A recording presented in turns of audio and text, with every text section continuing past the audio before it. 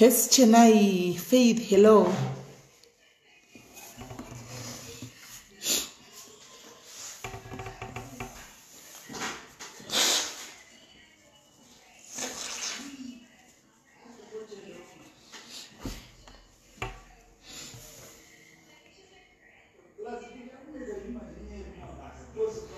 Tsitsi wangoripi?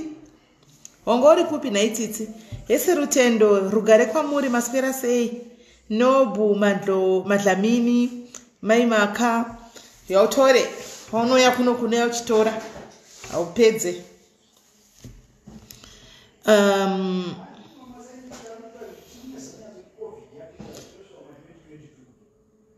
Ndakumpa ini Linda Brooks ariseko mzukuru wangu ariseko Junior ndavekumpa mazana ukaonekwa chingomberereka muroti unogona kungomisa nepolisi ukamamisiwa magaro unorohwa. Saka unotongoti ukapedza business rako kuita woenda kumba straight unororohwa ukaonekwa. Hesi miri ndeipi yako, hesi tenda indoro tambudzai ndeipi yako, Joyous uri sei gamu samanyanga ndeipi yako, rutendo marufu anzi Violet huya Violet Jackson uri kudedzwa panapa anzi kurumidza Dlakamaloma ndeipi yako, Tsitsi anzi china Tsitsi. Oh, Tsitsi, oh, iyo yadarika iyo. Okay, nice chat. Thank you very much, Rumbi. Thank you. Kuda kwashe, ndeipi kuda wangu uri sei yesi chera. Eleni muri sei anzi Tino anonoka uya gamu ndeipi yako, Lorraine muri sei maskwera sei, Rebecca muri sei kwa skana, muri sei sisi Eleni kuri sei kwa muri kuchandoku ni chando chenyu ichi muri kunzwa seiko.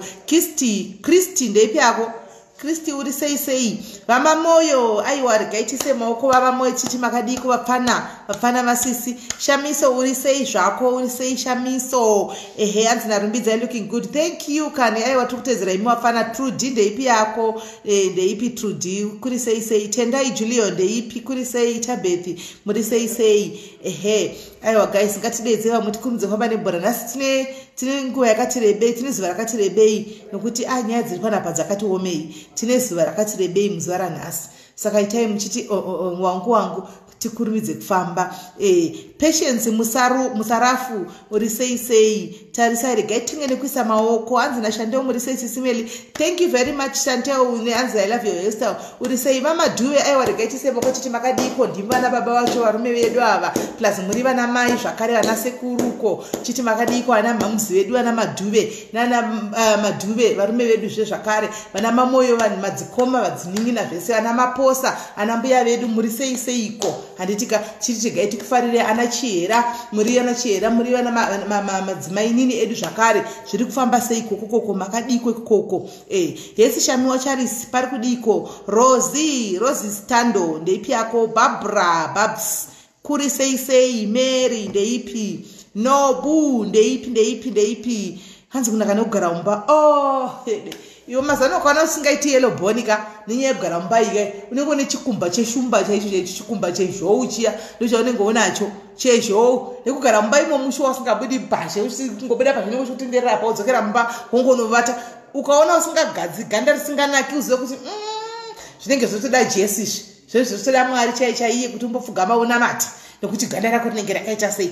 Kana gari tombonaka warozochinjawo after 1 week so lockdown yapera handitika hanzi chisana mapasana Eunice ndimi vana mbuya vedu vacho makadiko makati zvarana baba vedu hanzi nagamu pachipamwe aiwa muri sei ikokoko handiti hanzi tobika leti nhasi kana manga musati mabika nhasi amene henyu pano nyaya dziri panapa dzakaoma vedu we kana manga musati mabika ameno zvenyu handizivi kuti muchabika sei motongobika makasafoni pasaidhi hanzi nakukutamara kurimidza kumanya wakusarira panapa shalom ndeipi yako ndeipi HIV vatete masikara seiko vatete vangu patongoti pachipamwe vatete kana mama handizivi mainini pachipamwe toshaya kuti toti kudiko pamainini mama here kana kuti vatete zvose zvinongoita because mai vangu ndimuyera dhuve kaini baba vekwangu zvimuyera dhuve saka kwese zvinenge zvichingoti mvemve yesi mwanangu Peter ndeipi yako hanzi we love you kuno kuPretoria ndichauya kuPretoria ndobva ndakufonerai tobva tasangana ikoko kuPretoria ikokoko tobva tamboseka zvedu nekufara so tichimwa kukokora so sevanhu vasingamuyidoro strike atikamwado mhamba one grass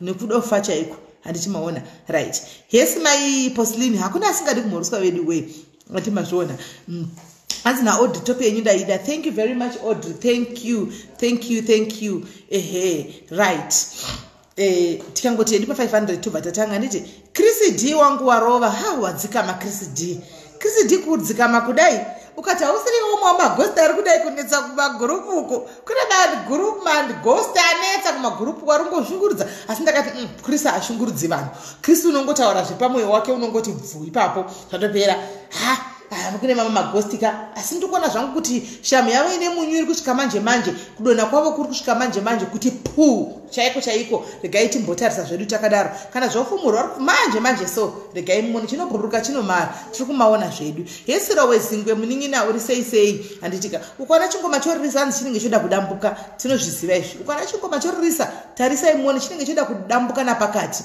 ari kudambuka manje magosita aya mirai zvenyu muone makadaro ini tinongotaurawo nichidarika mafira kureva nokuti mashunguridziro acho avazoita vanhu anyanyisa asi manje so vari kudambuka chingoma chiri kudambuka chiya regai muone murangarire mashoko angu batai mashoko emunhu mukuru awiri pasi havaziviwo kubata havaziviwo vanongotaura chero zvavataura zvisina evidence zvisina kana chero imi regai nguva yaveri kukwana manje so regai muone hanzi ndakunamata mazano keep it up Chris D kunamata is the way to go kunamata ndizvo kunamata chii chatingaita mazano pasina Mwari hapana right Dumelang ahe madekwane abudi ninjani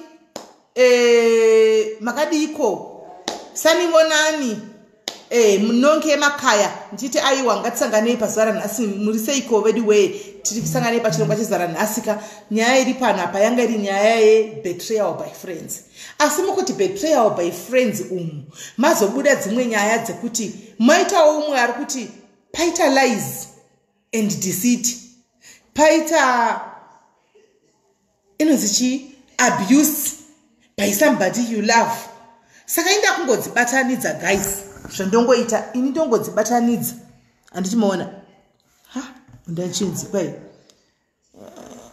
inda ndichitoshaya kuti kwai chimwe chisaini chichabuda apa nandichioni alright ndandishosha kuti nyaya idzi ndinodzibatanidza sei saka ndangoti alright chirega titange neuyu welies and deceit uyu otanga iye kuti achiuya nenyaya yake kana achiuya nenyaya yake uyu handitika welies and deceit obva apedza handitika tombomwira mvura tapedza topinda mune vava vechi abuse domestic abuse ava vekutsonwa musoro umwe regai muzviwire nyaya yacho asikana zvinohwisa tsitsi vedu we zvinohwisa tsitsi asikana nyaya yacho mukainzwa inotorwadza handitika tazopedzisira topedzisira neye mafriends ava handitika vanove vane mota iyi yakadii yataburitsa apa ava handitika kuti munzwe kuti zvakafamba seko zviko zviri kuitika ko kana chinenge chokuda chaikuda chokutemura zvinenge zvichifamba seiko maimbotamba ingawani zvakanaka muchiita mafriends muchibatsirana muchidii ko zvoita seiko vedu we chimota chinhu chikuru kuti mota meno ina hanyatsa kuhwisisa regaiti kosinyatsa kuhwisisa kuti nyatsa dzofamba sei kuti vanhu vasvike pakubatsirana dzimota idzi imi mota iya nditoidawo kuno kuAfrica ndipe henyu kuno kuAfrica na zvanetsa izvi kuti mukuita zvongoramudzana mota iya handiti maona right asi nyaya yekuti change tichinzwa nevaridzi venyaya kuti nyaya yemota yakamira sei handiti mazviona then totangira ipapo regai tichange nekubata guest wedu wekutanga wezara nhasi timunzwe kuti nyaya yake yakamira sei. Ndofunga maona mazuva apfuura apa guys, pane video yanga iri kutenderera, pane mavidhio yakatenderera chaizvo handitika yemufana uyu unonzi Dokuchu unoita makomedi uyu achinzi ndiye uri kuita lulalula naprofet napastor Caspar, pastor vedu ava Caspar ava handitika ava kumbobuda ava venyaya dzapfuura mazuva apera ne-ex-wife yavona Grace, zvikanzi kune unhubu hwanga huchiitika. Infact hausi unhubu, ndezvevakuru zvemubedroom zvaiitika. Saka uri kunzi munhu wanga aripo ipapapa ndiye Dokuchu, handiti maona. Saka ina ndifuna kana kutombozviona, ndakazoona Doko ondifonera achiti konai Sis Melly kwabuda video, ndiri muvidhio. Ndikati ndiwe here uri muvidhio? Vidhio yacho iripi? Handina hanguda kuzoiona vidhio. Ndikati ndeiwe handikonda zvinhu zvana bhudhi, hani maona ihanda dzangu idzi ina handidi kuona. Ndikati kochi chiri kuitika? Zvikanzi pari kurohwa lulalula. Handitika munongoziva kuti mazuva ano mitemo yedu yebumbiro iriko mazuva ano iyi, varume nevarume vanobvumidza kudanana, ndi munozviziva. Vakadzi nevakadzi vanobvumidza kudanana, ndi munozviziva. Saka murume nemurume vaidiyo vaita zvinhu zvavo zvechikuru, handiti mubedroom imomomo. Inda handisipo, inongoriwo zvinhu zviri kungotenderera apa, handiti maona. Handatomboda kuzviona hangu, handiti maona. Svikaina Doko aiwaka kune ghosti rashungurudza randinyora kune kupi rati ini yacho handisinyatso kuizivawo, ndiwo wakadondifonera achindiudza regaitiwe kune iye muridzi ushu. Muridzi ndiyo nyatsoziva nyaya yake kuti zviri kufamba sei. Imi muchizobvunza mubvunzo, ina hanyatso kuziva kuti zviri kufamba sei. Handiti profeti vari kunzi vanga vaita ningirikiri, vanga vaita lulalula neDoku mufana uyu. Mirai tichimwira mvura, chimwira energy drink kuti chinzoti zviri kufamba sei. Tiche chimufonera.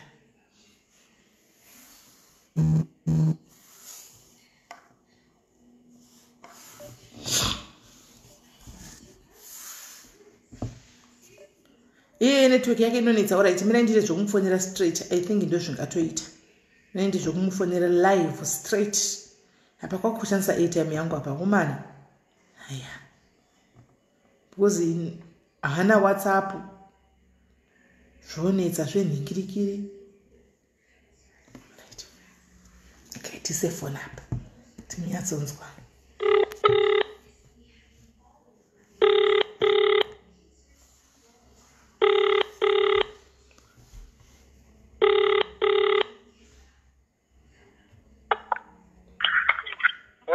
Yes, Doc. Uri sei? Ndatozokufonera zvendaona kuti kumessenger kuya handichakwanisi kukubata foni yako inenge ichingoti connecting, hausi kuconnecta. Ndikati asi warohwa necorona. I'm trying to connect to ndaida kutenga data. Ndakapedza kutenga data ndokufonera. Aiwa rega kuti chingotaura pana tokufonera hangu chirega tichingoona kuti chingohwa nyaya yacho kuti zviri kufamba sei. Okay. Aiwa tinogamuchira pachirongwa chezivara nhasi zvindakaona zuro wondifonera uchiti aiwa nice Sisi uchisa crying emojis ukati Sisi kwaipa uko. Ndikati kochizve zvafamba sei? Aiwa nyaya yako inandiyatso kuziva. Panoda kudohwawo vanhu vari pana pa 1000 ava kuti nyaya yako yakamira sei, chiiko chakaitika. Okay, takamirei. Murundu. Tiri kukunzwa. Oh my God. Catherine Shongo ndeipi yako?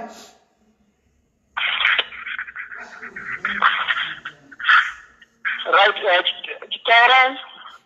Saka vanhu vari panapa vari kudetserwa kunzwa nyaya yako yekuti iwewe wakandipa ukazonifonera zuro pa uchiti kwai kune zviro zvabuda uku kunze uku zviri kutenderera uku. Nyaya yako ndei kunyasa kutirondedzera chiiko chiri kuitika? Okay. Andakazona ndategwa pane makazonitega mugrupu rakanzi pachokwadi. Okay. Ndaona post yakaiswa neanonzi ighost, nike ghost, but ndiadmin akanzi Peter Tosh. Obvious ndi admin. Takambozita munhu unonzi Peter Tosh kupiko muZimbabwe. Ighost obvious. Ndobva vakaisa post vachiti vane manudzi angu here. Clip kari kufamba chichika clip. Kaclip kacho kanoratidza kuti hapana uyu. Pane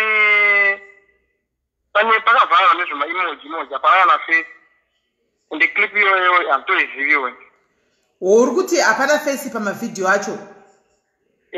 Hapana face yemunhu. Kusaka sei vakati ndiwe? Handisiri pakutosiya vakati kuziva ndakazona patonyorwa kunzi tine manudzi adhokumark nekaklipi kadhokumark ari panapa. Ufuti hapana kana face yangu. Saka nudzi iri chii chaitika wakariona?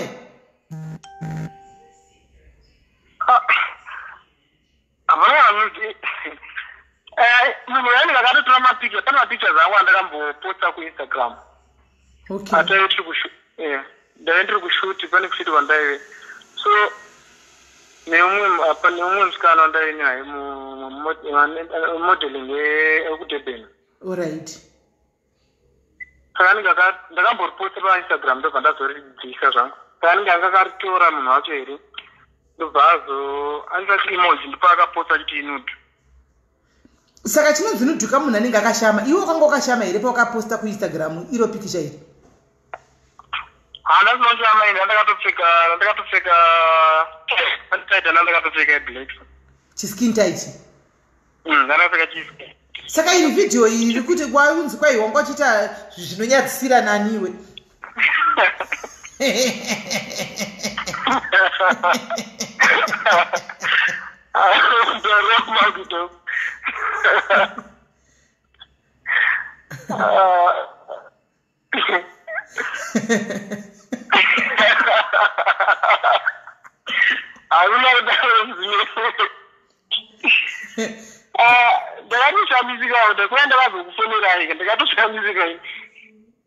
Saka ukuti iro video racho mose iri pavanhu vaita zvinonyadzisira izvo hapana kana picture one ine face iri kuonekera kuti ndiningi?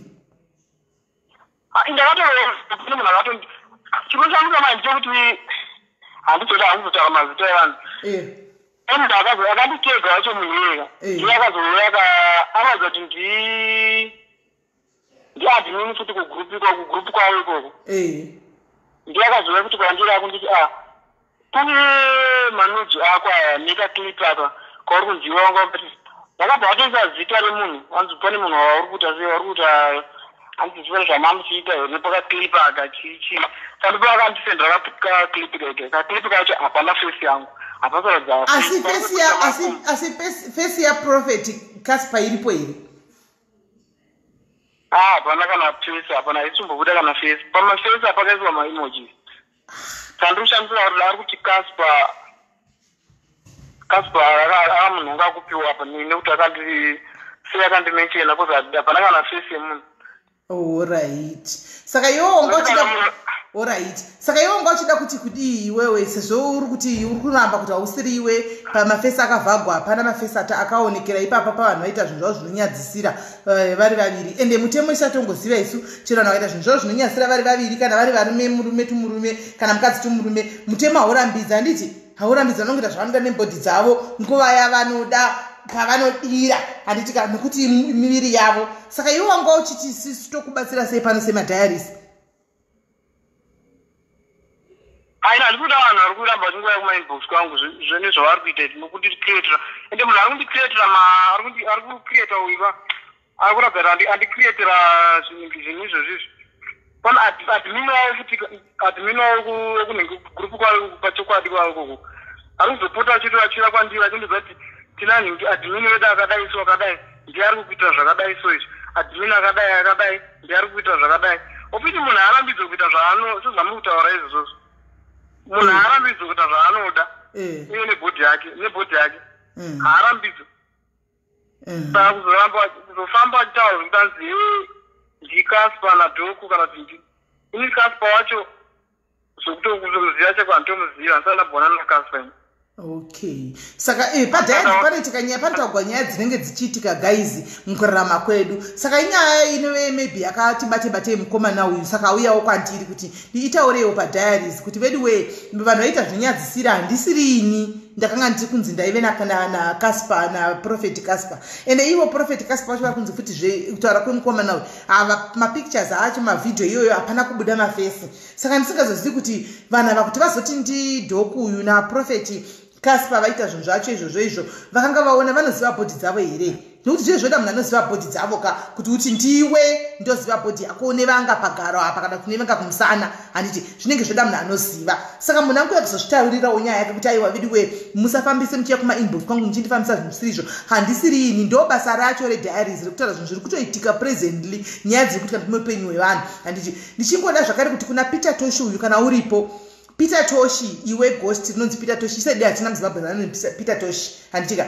asi kune munhu anozviti Peter Toshi riri ghost iri handiti inzwa ka my brother kana my sister zuva rako riri kukwana ufunge usafunga kuti takadai soka tinopenga ende hatipengi Mwari vari kumusoro kudenga indi God sees everything taona vanhu vawanda vashungurudza vanhu vakati wandei ende uchitaura zvinhu zveku uchinyora zvinhu zvekupenga uchinyora zvinhu zvisina maevidence nazvo kana chero dai for instance ndivo vaburitsa mazita mafesi avo chaiwo havarambidzi kuita zvavanoda kuita nemuviri yavo panguva yavanoda kuita because havazvisungise kuti ngochani dziti zvadzinoita zvinonyadzisira mubedroom mavo kandi chero zvakalika hazvitombosungise handizi kuti iwo wabatwa papi nei asi itya Mwari Peter Toshi because rega ndikutaurira zuva rako riri kusvika ufunge ungangotakwa kangwara hiding behind that ghost ka zuva rako riri kukwana unonyora zvaunotaura zvausingazivi unonyora zvakutaura unongoondomoka uchingo ndangoti chingokudza uchingokudzawo ini wakatonitaura kudhara ndapasa nazvo chero kanonyora kuti kudii ina nditombo kuchokena ndiko group remagosta amene variko mugroup remagosta handipindi mugroup unotungamirirwa nemagosta account nda group rotungamirirwa navanhu ndoona kuti kana zvanisa tinopanana mav11 kana kuti futi ndongoti handina chokuzviexplaina ndikoko saka mamati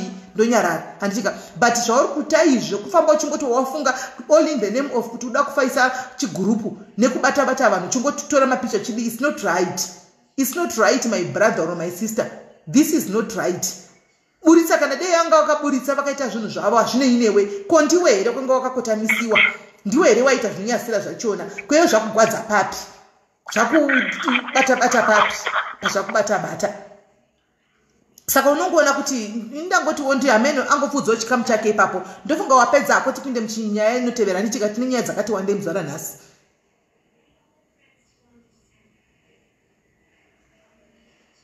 Dog? Hello? Uri chimwe chavo chiri kuda kutaura here because ndiri kutoona vanhu vakawanda ka muchitonyogwa neghost iroro muchitaugwa zvakawanda vanhu zveghost iroro neghost iroro handiti asi behind that ghost ka kune munhu kuseri ikoko hakuna munhu anoziva each dog has its David way ende kuzvangamuka kwacho kana kwouya kunouya neengula usingafungiri ndegai ndikuudzei engula usingafungiri ndopa zvinozouya ndopa uchaona kuti ko zvandaiita zviya yandaitodai nchidai vamwe it's not right kuti wotora zvinhu ameno indangotaura ameno handiziviwo because pakunzi hapana mafesi ko vakavharirei mafesi kana vari ivo vanhu vanogovharirei mafesi but kuti uzongofungidzira because wakavenga munhu woti ndinhingi it's not right kutsurana kwakanaka it's not right where has the love gone to rudo rwakaenda kupi I know ndakaona the other day ndakatumira clip uchituka Nosta kuti Nosta aita zvechecha chinamata uchituka Mwari ndopa ndakabva ndatongoti munhu ari behind this ghost account ka shamu ine munhu iri kuuya how can munhu anedzakakwana chaiye kutuka Mwari ungatuka munhu ari kuzvinamatira hake guys what you should know is people change vanhu vanochinja azvire kuti kana makamuona munhu achitamba kwamandla uko haachakwanise kuchinja Nosta kunamata panguva ino ndo zvatiri kuona presently handiti munhu ari kuzvinamatira munhu ari kuparidza shoko raMwari handika there's nothing wrong in that there's nothing wrong in somebody changing right and then toenda kunotora zvanenge achinamata achiti and it takes somebody with the guts kuti waimbotamba wakashama woenda pafacebook uchitanga kunamata kana kuparidza shoko raMwari handimoona then vamwe vanhu vokuataka vachituka Mwari handiti maona andionise kuti mungatamba nekutuka isu vanhu nekutuka hazvina basa but pakuzotuka munhu ari kunamata nekutuka Mwari that's going to extremes but anyway no one can stop reggae chandinoziva ini chazokurangaridza kuti ndakambokuudzai musuya palife ndozvanangoti ndingokuudzai amene zviripo here zvimwe zvada kutaura ko dhoku tida kupinza mukadzi ari kuuya pa next ndina hangu zvakawanda zvamatotaura izvi zviri right munhu ngaasiye kuda kudistra image yemunhu usina proof yakakwana ndanda kutofungira kuti pamwe kurohwa kwandakatoitwa pamwe ndiye munhu yeye kozi zvanga angoposta zvacho zvanga zvakutondibata-bata ndakutosvika kuti chii chiri kuitika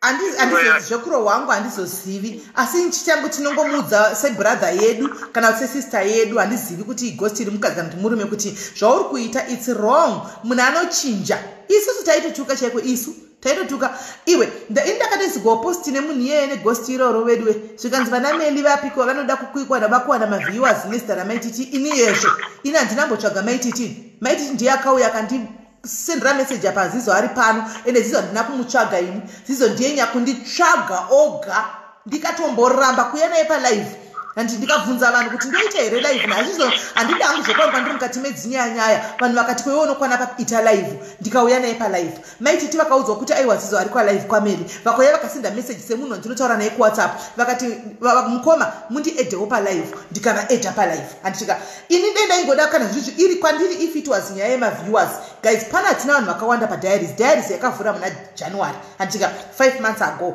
denda ida izvo zvindikaenda pamvengembenge ndikanoita malive angu pamvengembenge kana ndiri kuda maviewers ndinoita 3000 4000 kunyepa here guys kunyepa kana ndiri kuda maviewers kuti ndikuraramira maviewers ndikaenda pamvengembenge right now pane vanhu 146,000 ndinoita 3000 but the reason why ndisingaindipo ndichiti right zviri nandiuye pano tiche 400 kana 200 is because andika ndikuona kuti no at some point we have to grow up tofanirwa kukura handimaona handichadi ndida kuchinja ndakatochinja in fact handiti mazviona kana ndichidangota kune vanhu tisingatombozivikana vamwe vari kutongoenda mutadaidzi vachidza music kuvhengevhenge vanenge vane 1000 viewers handiti maona haisitombori nyaya yemaviews ndikangoenda kuvhengevhenge mutalive yangu right now izvozvi ndinenge ndine 3000 4000 but handitoindiko ndinoitira pano padiaries handiti handina basa nemanambers anenge aripo ndototi svikai 350 titange handina basa nevanhu because handiramiri maviews guys handitika ndine upenyu hwangu behind Facebook ndine upenyu hwangu hwakanaka chaizvo hwandinogutsikana nahwo ini muridzi chero ndiri mukukuma imomo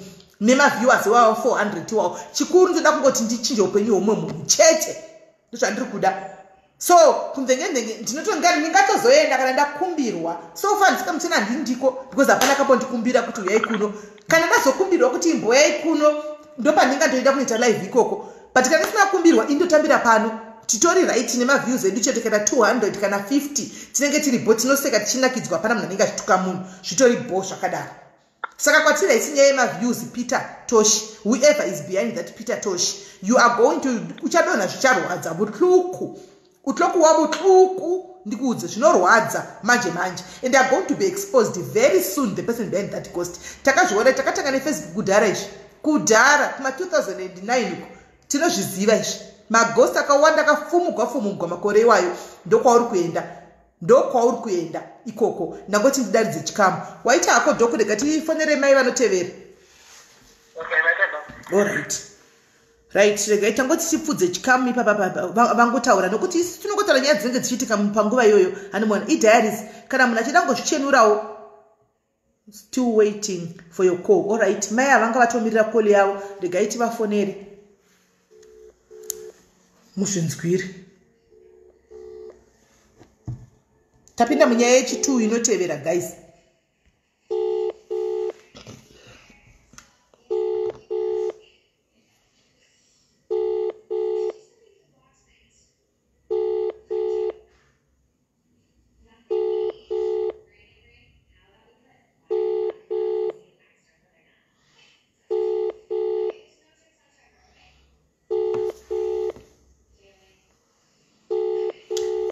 amai ava ndofunga vava vachiti havana data ndofona futi vedu wei zvandiri kundofonazve neairtime chaiyo asi kana airtime yacho nasinoperazve ava vane nyaya yakati rebei manje svo ndakavafonera neairtime zvaingapera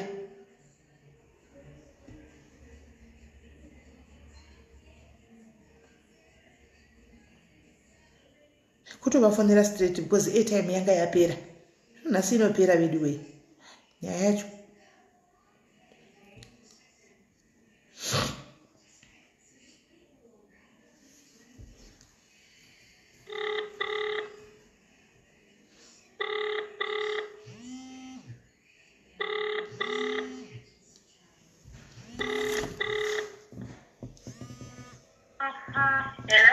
ko ndikutira kufona kuwhatsapp kwausi kudaira foni munin'ina saka tidzokera WhatsApp handiti? Okay, thanks. All right.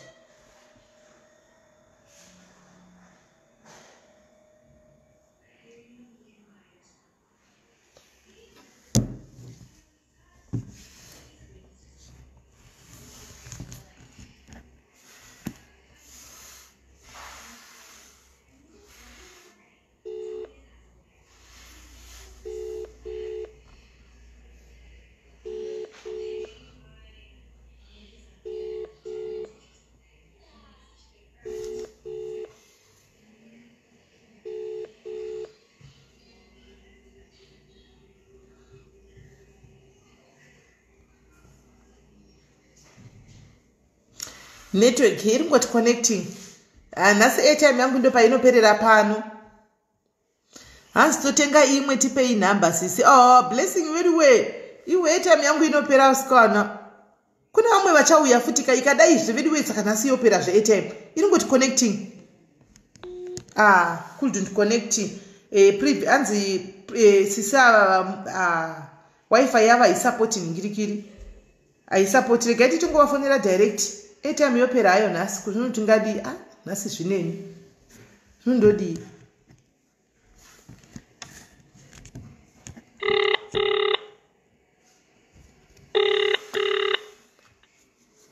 Hello? Foni yako haisi kutomboita watenga mabundles herewe. Idzi ndedzeCLC. Ko imwe ndi namba ndeipi nokuti ndoyoga namba yandangoona ini? Ye-MTN. Wambondisendera message nayo? Hayo handinambosenda nayo message ndati munokwanisa kufonera iyo ndogona kubvisa iyi ndoisa MTN. Saka ita MTN yacho tisapedze airtime chita zve-MTN iyoyo kurumidza vanhu vakatokumirira. Okay. Alright. Regai afone achinje line iyi iri kunetsa network iyi.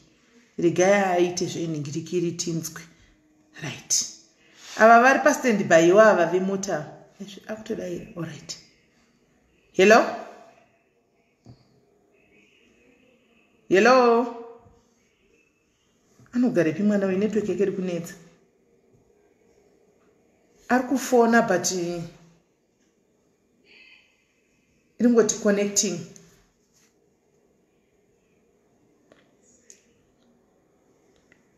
Network yake iri kunetsa kwaari koko. Regaitite zvekufona hedu straight ichingodliwa airtime yacho. Hapana diri. Regai ichingodliwa airtime.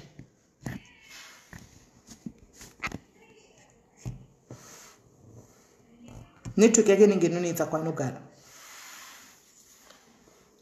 Yes, mai wadza.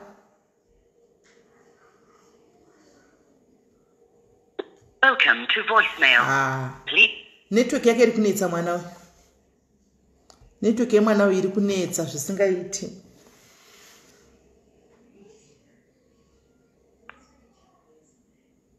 Welcome to voicemail. Please leave a voice or fax.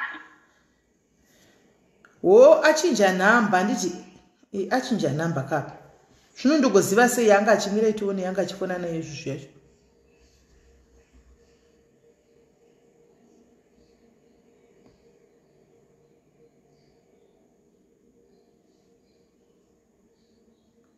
Oh, pana isa network. Thank you. Pana isa airtime. Thank you very much. Thank you very much. Mira itione. Manje ndoziva sei namba dziya achinja line kawo namba dzacho dzari kufona nadzo kuziva sei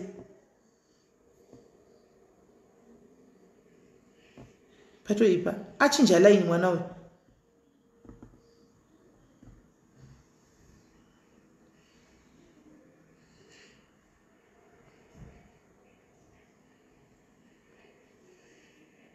achinja line. Right. Ndipe namba dzacho dzaungochifonesa ndipe namba. Hanzi ari kuswapa masim cards maybe regaitione. Right. Regaiti mupengo wekuti aswape masim cards. Tatati tofona kune vaisa airtime ye100 rand tatati tichingofona zvedu straight away zvichingoita. Maita basa akoma. Which phone do you want airtime? Lorraine, iyo inoi. maita basa vakoma maitawa. God bless you. Vedu maitawa vaisa 100 rand. Abraham, how are you? Thank you very much. Right, gaitimirire achinje ningirikiri achinje. Next guest ndiyo main guest yedu guys, atidzore tsvimbo. Ane nyaya yakareba akauya pana panovharira uyu. Nyaya yake inofa kupedzisira because tikatanga naye kumuunza iko zvinoka haibude because nyaya iyi inogona kuita, remember ine vanhu vakawanda mukati, inogona kuita makakatanwa. Uyu akazoshaya mukano kuti chihwa nyaya yake uyu murume wake uri pano ndiwa tikutokudai baba, murume wake uripo panapa tikutokudai baba. Saka ini baba pane nhamba dzimwe dzandaisa padenga apo dzandanyora, handitika mogara makabatawo nhamba, handitika mudzimai unyachiya pana hana kuti unoda kuexpose hai, unoda kuti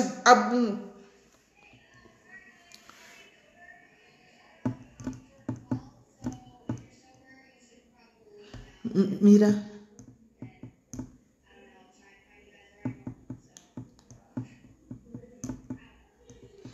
yati mufanire direct ndongopedza nyaya. Regai titry zvakare. Ari kusenda message.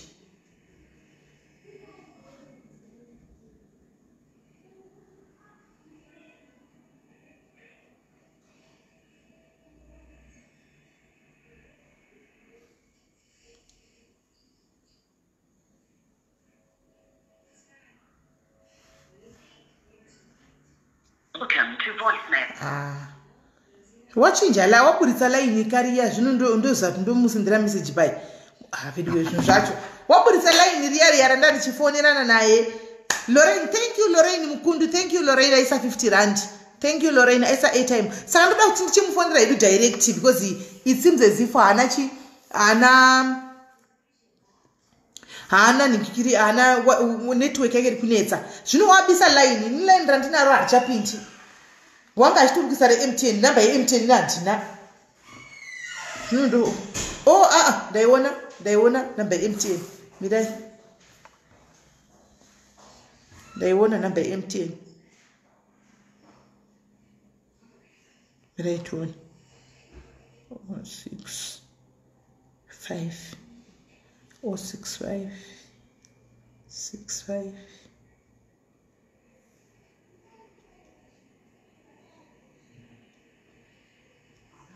The guy to one 065 655 5849. Okay, to try.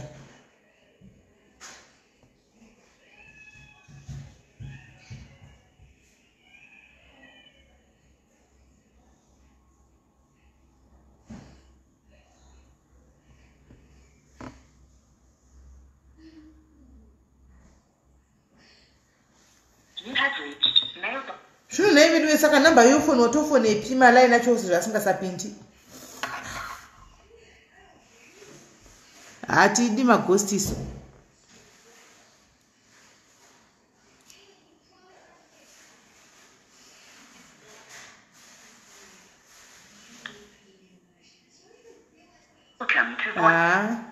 Guys, mana we need to get it kunetsa and this good later saying and just good later say. Anchazivi kuti ndoita sei network yake iri kunetsa. Anga chiti hana data ndakuti ndichimufonera direct ndikuisa ngikiri namba dziri 2 ndikudzifonera hadzichapindi saka ina ndichazivi kuti namba dzakushandisa ndedzipini. Ina ndichazivi tisedu main guest achauya akiri mwezuva. Okay, yapinda.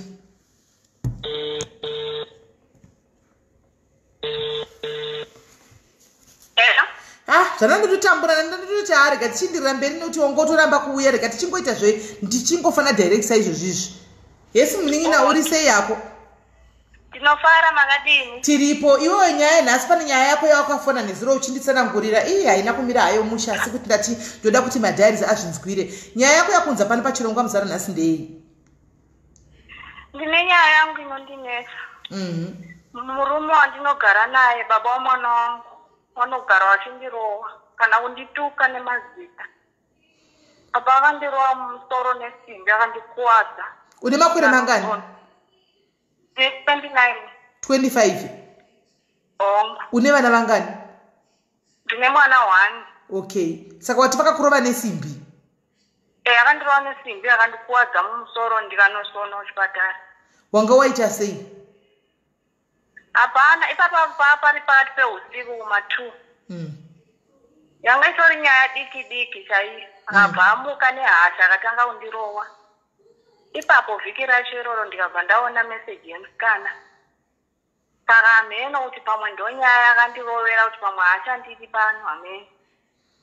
Kazi chimwe chiri kundinetsa kuti mwana wangu ari kurwara. Ane cancer yebrain tumor.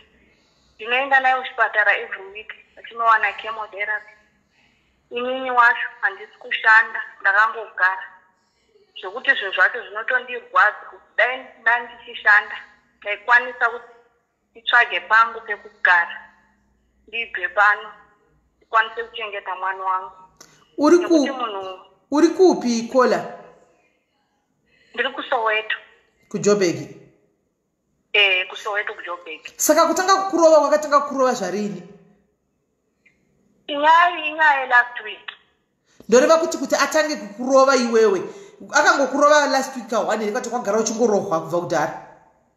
Aiwa kasike kutanga akanogara achindirowa achikumbira ruregerero. Ende iwowo uchingoramba uchingovepo chinoita kuti ubve usabve ipapa pachii? Chimwe chacho ndinoshaya kuti ndiende kupi. Hauna hama dziri muJoburg imomo?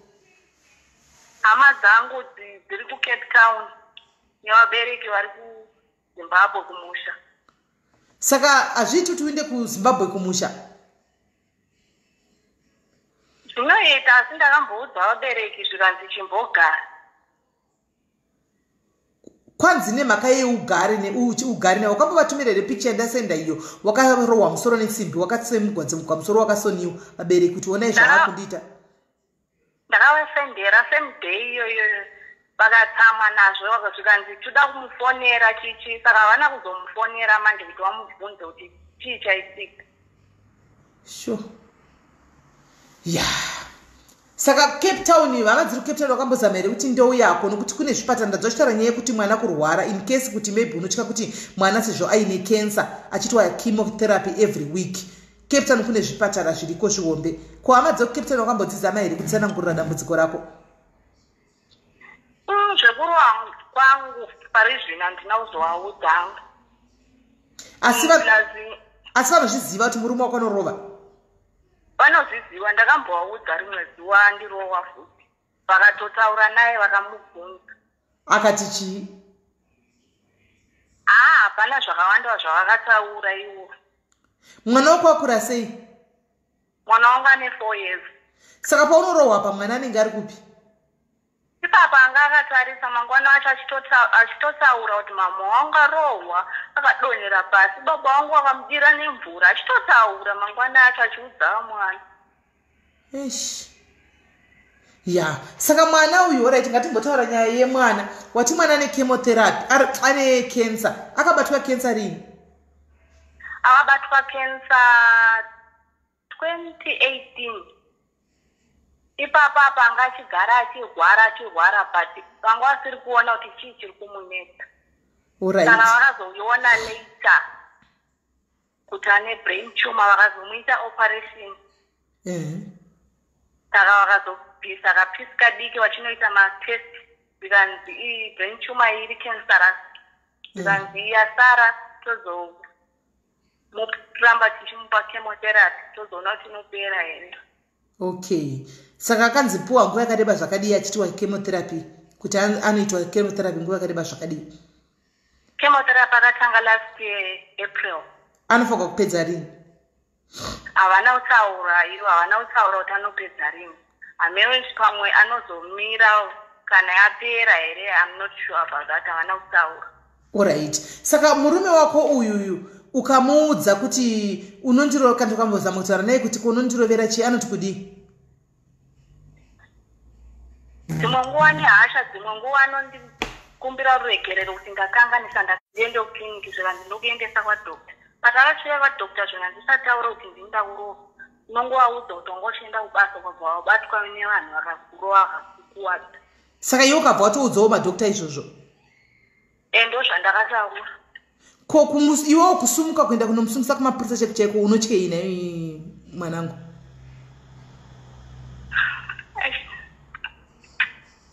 Ipapo usiku ndakabuda usiku ipapo ndichida kuenda unotsvaga mapurisa.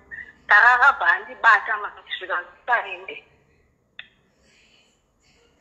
Saka anongoti usainde zvobva zvaguma zvakadaro opera oti sori mogara futi mopedza vhiki okurovazve. Ane makore mangani murume wako? Ane 36 or 38. Ndwa 82. Iwo ne 25. Makatanga kugara mese rini? Takatanga kugara tese 2015. Akaroora here murume uyu? Haana mbobvira aroora. Ndini mukadzi wake wokutanga. I mean kuti iwewe wacho akanobvisa here mari kumba kwenyu? Aangonobvisa iyo ishoma shoma. Yeah. Saka murume ane 38 iwe ne 25 mondiyo imushurugu ndiye ari kukurova. Apa murume wako aripo pano paFacebook pana pano padiaries aripo pana? Mati? Iye murume wako aripo pano? Murume wako pamagurupu paFacebook apa?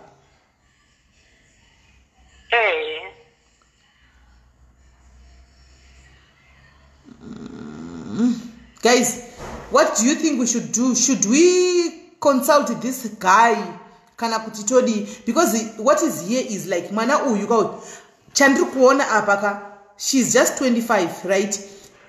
Nyaya kuti asabuda mumba achienda kana ku Zimbabwe wabereki vari kumuti gara ikoko because murume uyu haana kuroora. And two, from what she told me nezura kuti ndiri kutya kuti ndikabva kuno kuZimbabwe au South Africa ndichienda kuZimbabwe handichika hakuna chemotherapy zvipatara, hakuna chemotherapy, kunoda kubhadharwa mari handizoiwani. Saka pamurume uyu ndiri padza nechipatara mwana ari kurapwa mahara. Saka mwana anozorapwa sei ndikaenda kuZimbabwe? Ndo nyaya iripo. Guys, ngatisei musoro pamwe panguva inoyi. Tiona toita sei kuti batsire mwana uyu. Tipewo mazano vedu, nyorai macomments nditona kuti mwana uyu tingamubatsira sei. How best can we help here? Because chokwadika kana akurohwa nesimbi mumusoro anditika anogona kungomurova pakaipa akamuuraya. Antimazviona. Ndo nyaya itoripo. Antimazviona. So mwana ane brain tumor, ane cancer. Antimaona. Saka nto chemotherapy every week.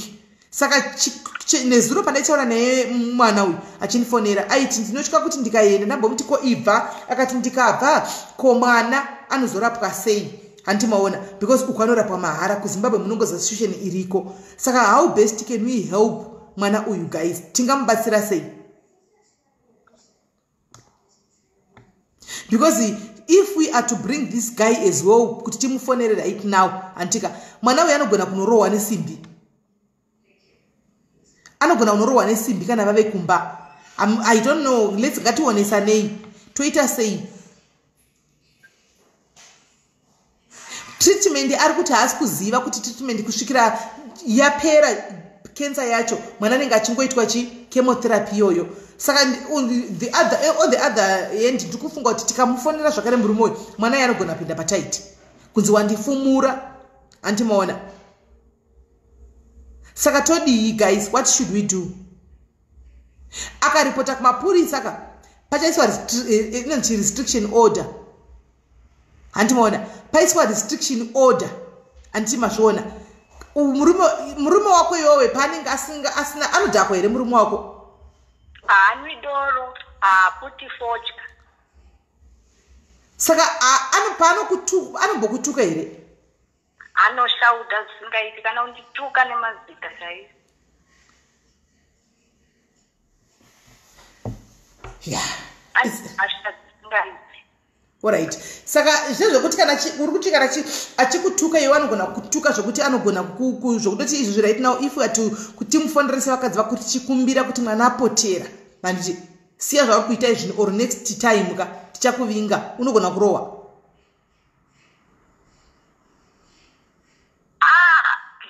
Mungu anogona kuti kana andituka onditi kana kuteke isati newewe obva wandikuwa manje kuti iwewe wadhindurire izvozvi.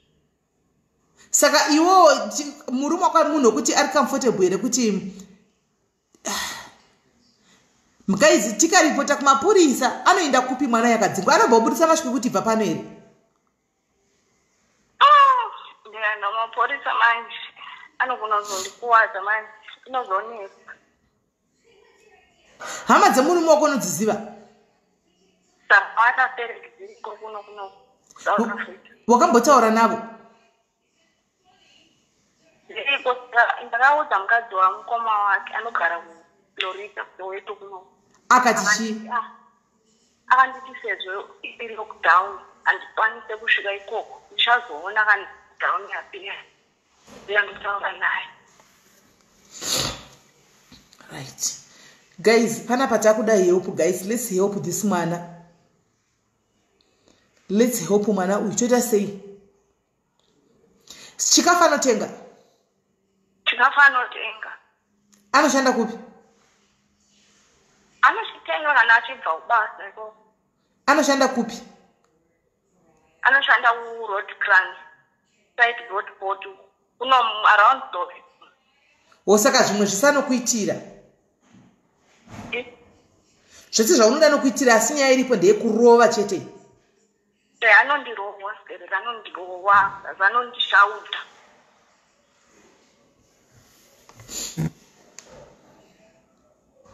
Zvekuti daenda kwanisa kuti ndiwane chero basa hangu. Okay. Kuti ndikwanise kutsvaga nzvimbo. Okay. Ndinogara nemwana wangu. Okay, iwo chishuwo chako iko zvinhu wakuda kuti utsvage basa munharaunda iyoyo ubve pahari kuti ukwanise kuenda nemwana wako uri padhuze nechipatara. Ndiri padhuze nechipatara nekuti chemotherapy inongowanikwa pabhara chete. Chipatara chiri padhuze nechemotherapy. Saka unogona nezveiwe kuti basa kana tikutsvagira basa tikutsvagira basa chakati unogona nezvekuita sei? Charo remumba ndinokwanisa. Ndora ndakamboshanda. Manje ukashanda basa remumba kwa mwana anosara nani? Ndichamuendesa kureshi. Kana kuti ndotsvaga munhu osara naye. Kuchipatara ndoenda every Monday. Shit. Right. Saka iko zvino now because kune lockdown ikai hakuna vanhu vari kuenda kumabasa. Handiti kusvikira end of April. That is kana zvisina kuextendwa. Handitika. So right now handizivi tingakubatsira sei rubatsiro tingakupa isu raungada kuvamwe vako vari pano namama wako vari pano vanabhudhi wako vari pano hadzadzi dzako vaning'ina wako vari pano panderwei tichimirira kuti tikutsvagire kwatinonzwa kuti kuri kudiwa munhu lockdown ichipera then wobva watanga ipapo kuti ukwanise kubuda mumba umu unogara kwako wega. Rubatsiro rwaungada rungave rwechii? Chero handisarudzi hangu chero chamunokwanisa kundibatsira nacho nochigamuchira. Handisarudzi hangu. Murume wako azokukii here nesimbi kuti wapuwa rubatsiro? Kana ndichikwanisa ndichazomuudza kuti pane rubatsiro rwandawana. Ko in case tawana munhu anoti anokupa accommodation right now yekuti ugare ikoko kusaidhi kudhuze nekuchipatara, is it okay ubve pamurume uyu?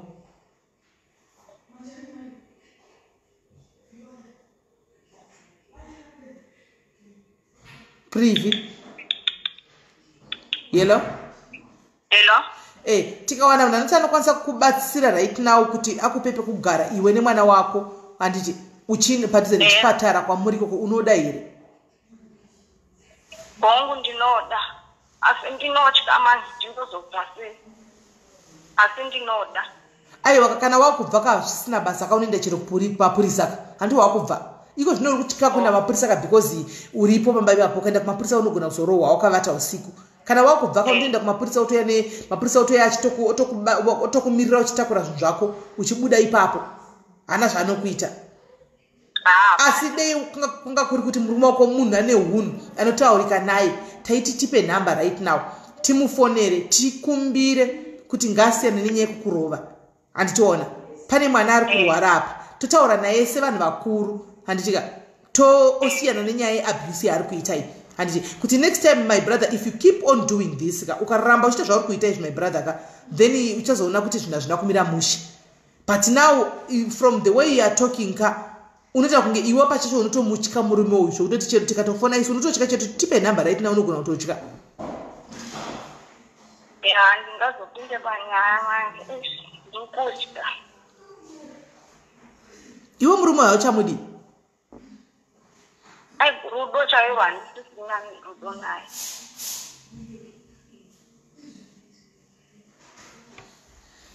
Right. Guys, iyi ndio nyaya tinayo. Mwana uyu haana data rekuti anouya angauye palive izvo. Animaona kuti yanga ichinetsa foni yake kuti tamufonera straight. Andimaona kuti titi timufonere atevedze macomments ka muchifona haana data rachona. Antimaona. So mwana uyu mwana mudiki 25 ka akatengerwa rofu rechingwa, akatengerwa mafuta, akatengerwa sipo yekuwacha. Andoti ndikuchengetwa ushu zvandatoona inini. Andoti ndachengetwa.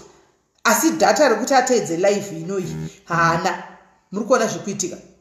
Ndo zviri kuitika panapa. Data rekuti atevedze panapa haatorina. Handiti mwana uyo kuti akatengerwa ameno kana mazvionawo akatengerwa chingwa, mafuta, hupfu, nyama yemusiwoyo anobva ati ndikuchengetwa. Handiti maona. Saka murume wako izvi right now as we are talking ari kupi? Murume wanga aenda kugoma, akaenda muSwetevdi ari kugoma.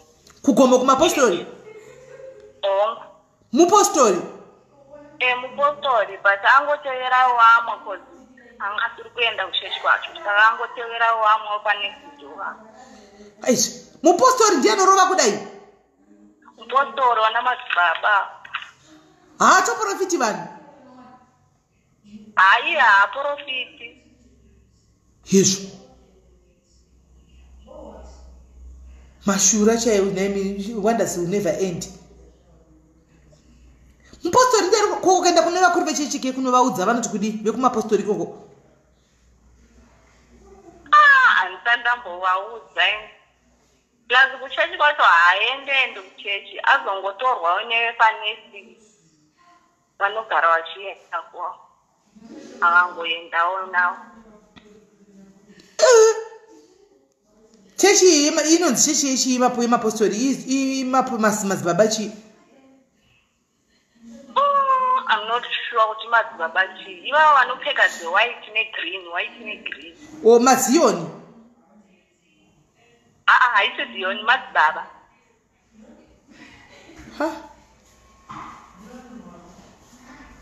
Zvakaoma. Right. Regai ndidai so guys. Imimi mwana uyu regai arambe ari apa nditi. Kune vese varuda kucontribute tomubatsira sei mwana uyu.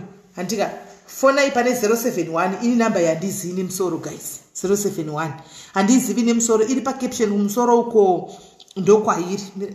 Handizivi nemusoro mira nditsvage muno mutoni. Inamba yamunosigara muchifona ya 071 something yayi. Handitika fona ipapo tunoti mwana uyu tomubatsira sei. Handiti maona. Nditsvage namba yacho ndiipine.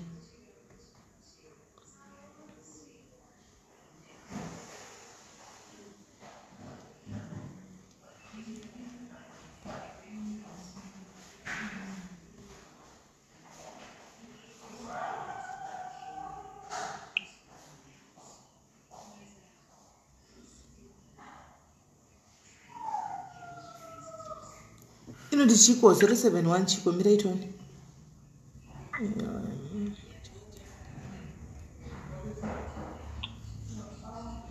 Mwana uyu kuti arambe aripo achinzwa tomubatsira sei guys. Saka izvozvi right iwe ukazonzoonekwa right let's say kune vakupa hembe dzemwana, mwana ari kurwara nekensa vakupa hembe dzemwana, kune vakupa zviupfu mumba, kune vakupa chauzouyu ukarohwa here iwe?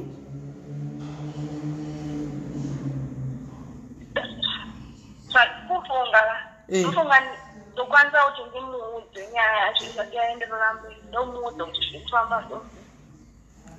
Unomuti kudii? Ndoti pane vanhu vasida kubatsira mwana. Alright. Bata wakadaro.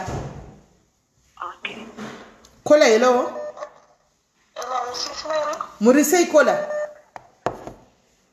Ndiripo hangu makadiwa. Tiripo. Ndabatikana nenyaya yemunin'ina wangu ari kushungurudzwa nemurume. Kana ndakatarisa munin'ina wangu it's like handisida kujaja or something, but nyaya yekutanga ndeyekuti pane information imwe yamuri kumubvunza like kutoti murume anoenda kuchechi. She doesn't even know kuti murume anoenda kuchechi ipi. There is the other thing futi shamamubvunza. Okay, it was age. Mamubvunza kuti une makore. Ane makore mangani.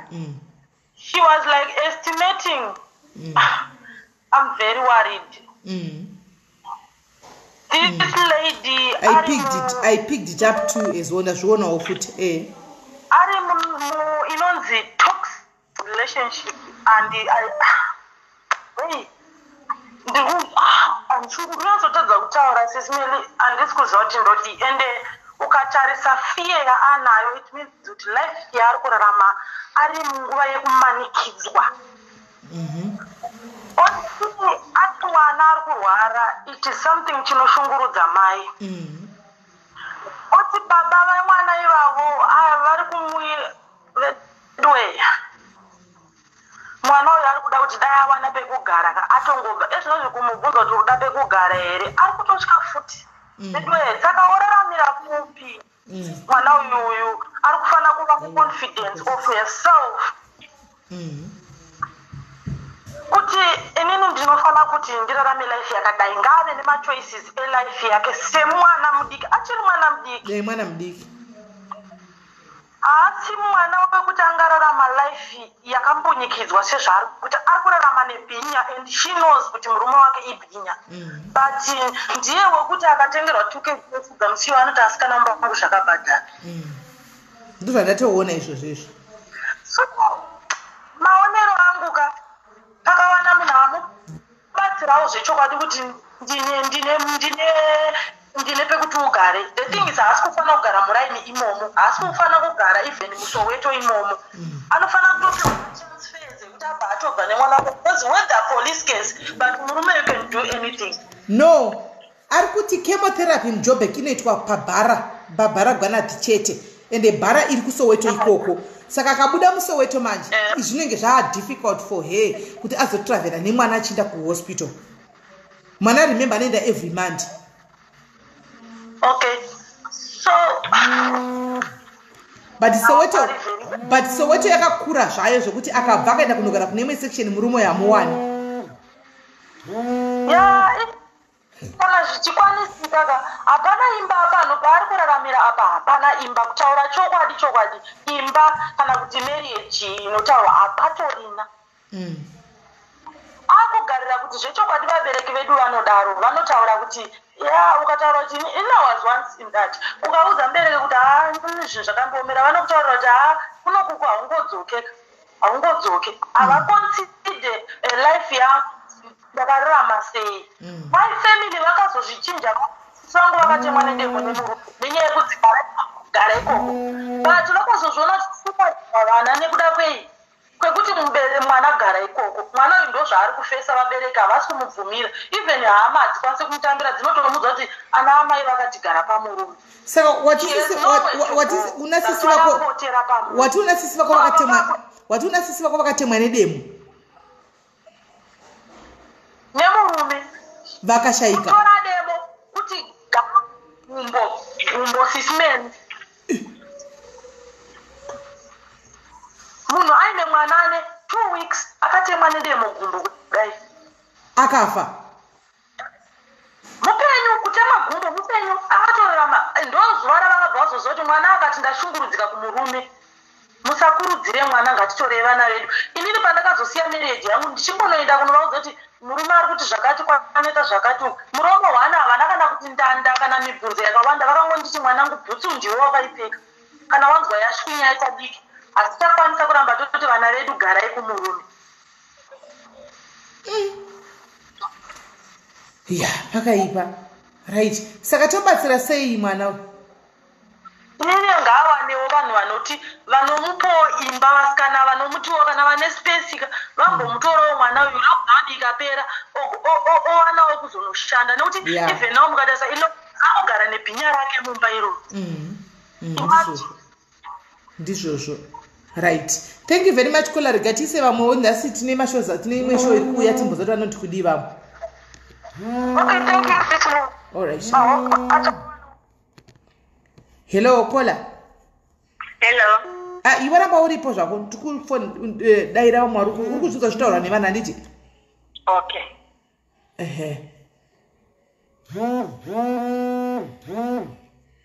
Kola hello. Avasi kunzwika. Right. Rega itinzwe vamwe.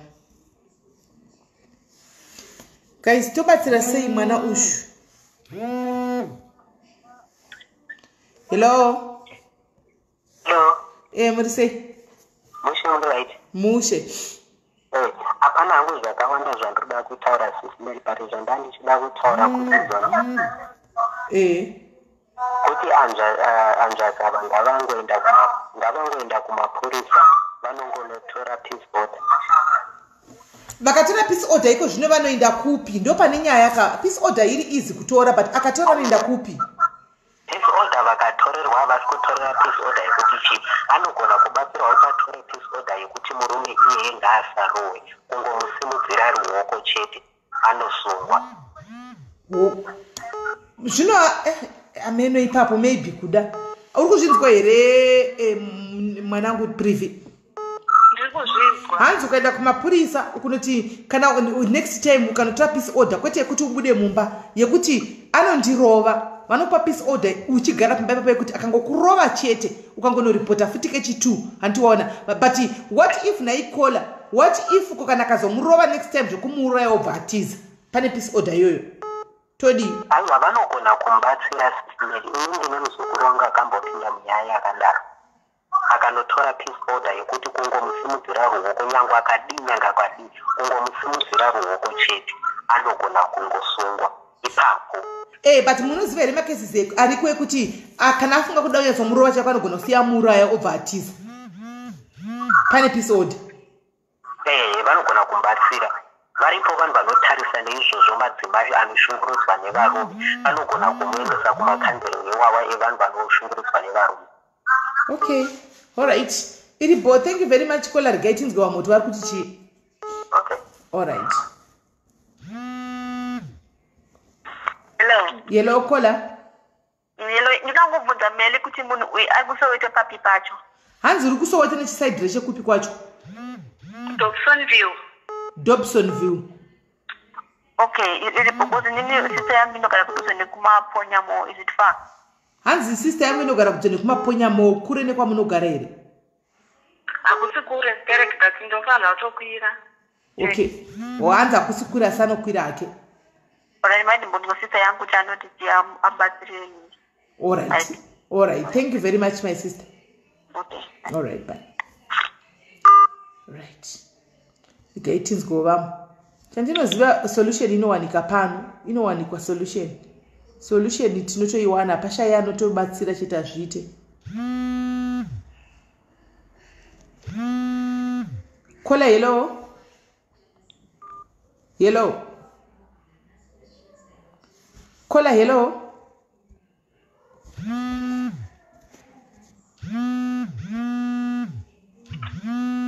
Makoza achari kuya chiwandisa one time manje ndobadaira upi? Hello Kola. Yes. Hello? Yes. Hello, sister. Tikukunzwa ndeipi? Oh, okay. Nechiti zvanikola ka. Abuse it's real and munhu anogona kutokuuraya. It's better off paipapo wotanga pazero chaipo because munhu iye anogona kutokukwadza. Anobva achienda kupi? Ndo pane nyaya. Anobva achienda kupi? Okay, Sis Melly, anzani ane asylum here. Asylum kune vanhu vachine maasylum South Africa here? Ini handizvizivini. Une mapepa here Kola? And this in South Africa, but I used to work ndogona kumutsvagiro basa kana ane asylum because ndaingoshanda pane tine branch kusoweto ikoko kuSportsbet. Pandogona kutomuconnect awane basa kana ane asylum kana efeki zvake. Une mapepa here privi? Handingori nepassport iyoyi yakango expire. Ane passport yakaexpire mazuva. Oh, alright, Sis Melly, after this show nchakuWhatsApp yangu. Alright. Takungoita mubatsire mutsvagire basa racho pamaSportsbet ndokumabhisa kauko. Ndicha thank you very much Kona. What is Sis Melly? Iripo. Kola hello. Kola hello. Hello Kola.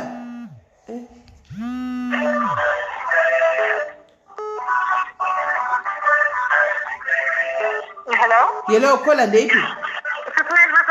Mushe volume radio.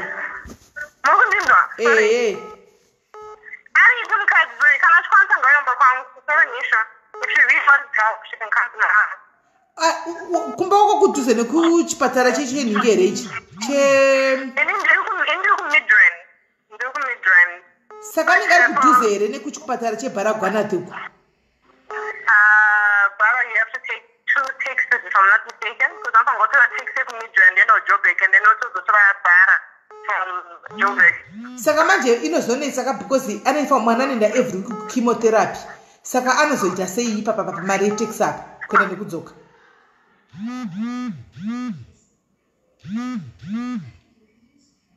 Hello? Hello? Hello? Kola hello? Kola hello? Phone yake yanguti si right. I think achafona right. I have another caller here kuti ngauye kumba kwangu anditika saka tuda kuzoti nyaya yeni kikiri chinozo makadi yangadzi. Hello? Hello makadi zeni?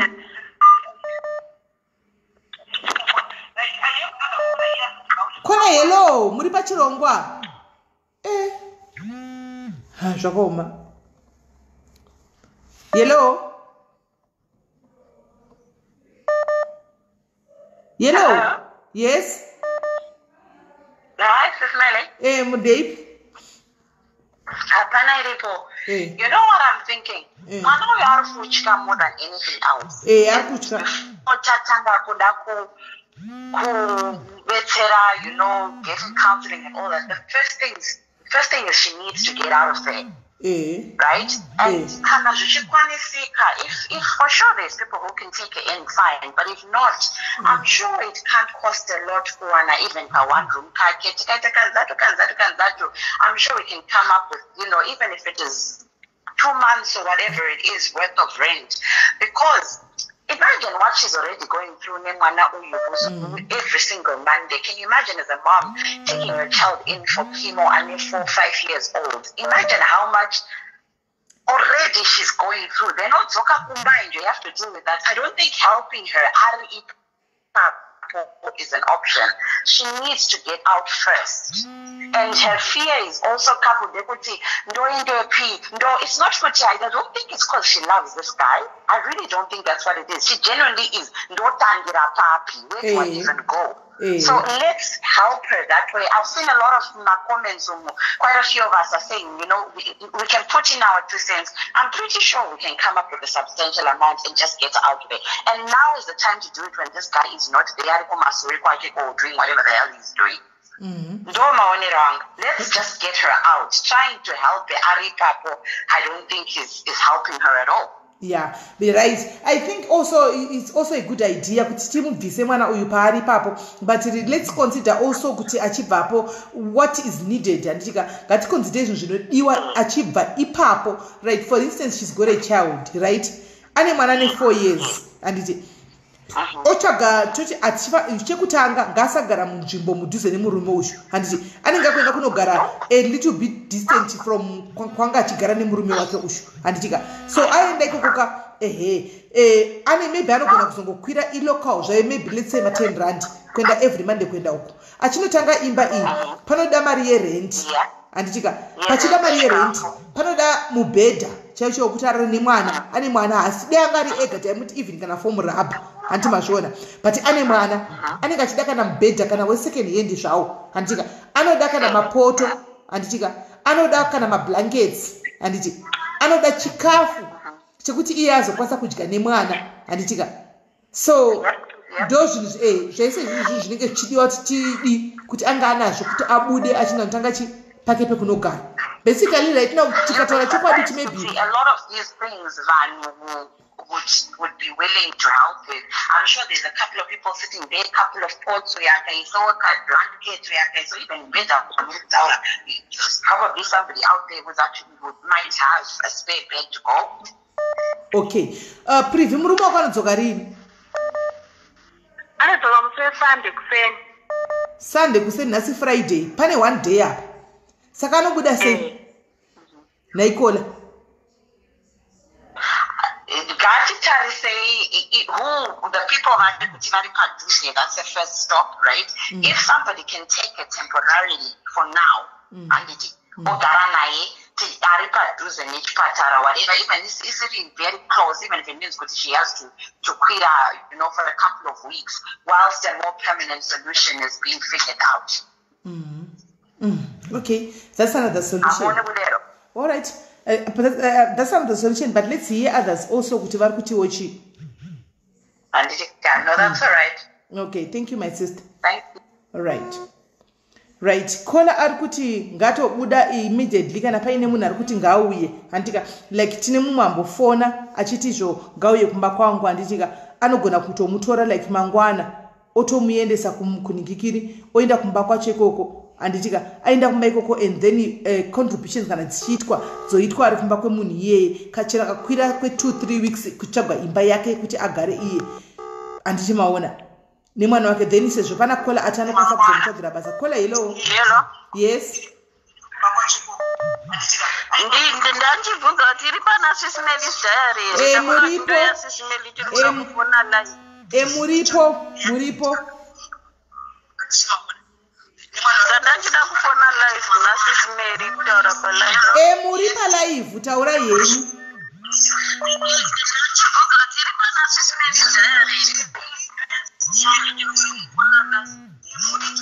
Okay, ini ndoda contribute angu pana kola. Pana maya vari mu abusive relationships.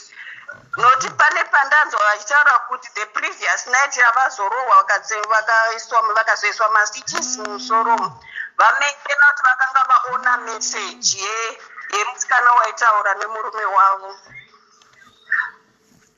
Saka munoziva kana akatanga zvemasmall houses nemagirlfriend, he became so abusive. That is my first point. Zvokuti no matter how you try to negotiate, no matter ukataura kuti zvori kundiita zvinondiwadza kana kuita sei, hambokunzwisisi. Saka ndandichiti mother avo kavo ngavatsvagiwe pokugara, nokuti munoziva here kuti it is very hard for a person to understand kuti ndiri relationship iri toxic, itori abusive iye pachake nefear yake. She is in fear of unknown. Kuti yeye ndichazorarama sei, ndichazoita sei.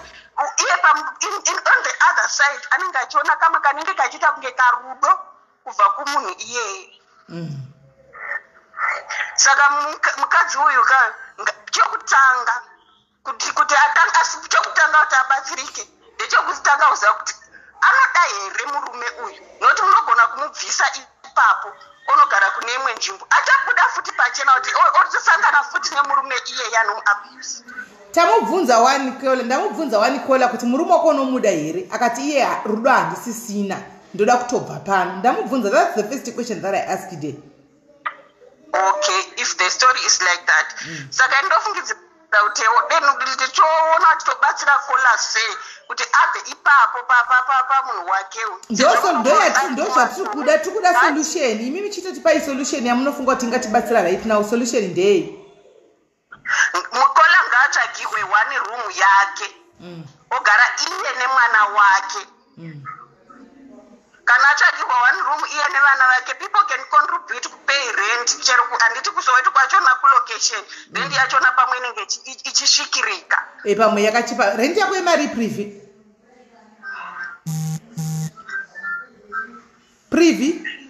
Mati? Rent yako izi rent dzenyu dzoita mari kuna Soweto?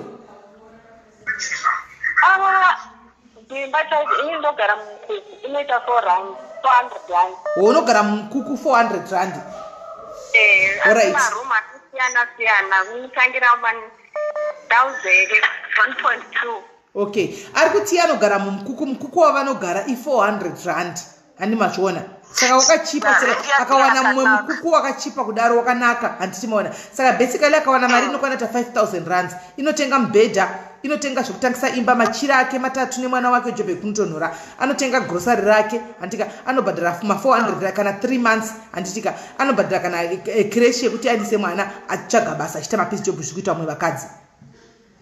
Ndizvo chaizvo nokuti murume uchamurova kamuuraya. Ya kumura ndio zvitoripo zvandakutotyira inini izvo zvezvo. Ndakubvisa nhamba yangu yandakapina apa pakuti ndiise nhamba yaprivi guys. Tine imwe kola iri kuuya, saka ndakubvisa nhamba yaprivi. Ndipe nhamba yako inoti chii yekuti vanhu vanokwanisa kubatsira nayo.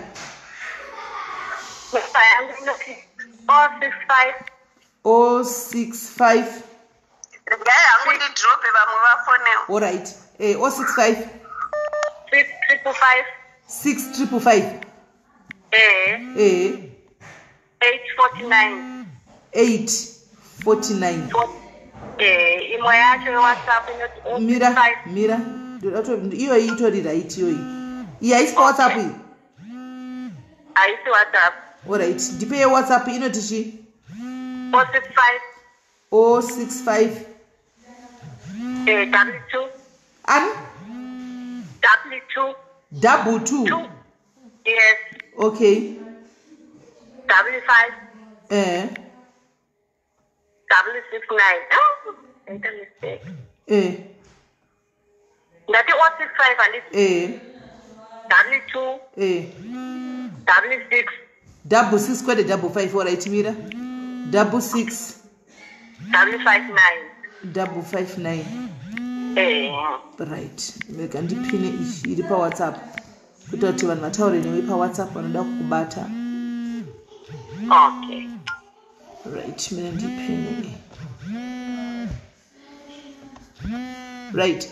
Guys, ndapina number ya Privi anditika guys, I'm going to take 2 more callers guys kuitira battery rangu because tine imwe nyaya iri kuuya panapa. Anditika saka tisikuda kuti tidi tikanganise nyaya. Caller hello. Mushe ndiri kukupa 2 minutes because tine nyaya imwe iri kuuya saka ndoda kuti mukurumidze kutopedza kuita kuti tipinde pane imwe yanoteera tipedzere nyaya ya Privi.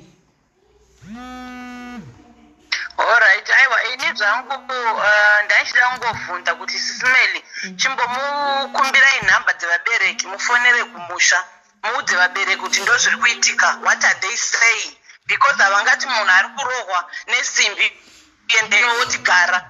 Okay. Zvinoita izvozvo chimbozamai kuti kana zvichiita fonerai vabereki vake mumbohwauti ivo vanoti kudii. Kola imi muri kutovakupa kubatsira. Kola yekufonera vabereki Chaiyo iko zvine zvinini focus yangu yatove pamwana stereki. Vabereki tinogona kuvafonera anditika vakati mwana ngaadzoke. But mwana uyu ane cancer and ari kundo chemotherapy every week. KuZimbabwe anozoiwana kupi chemotherapy every week.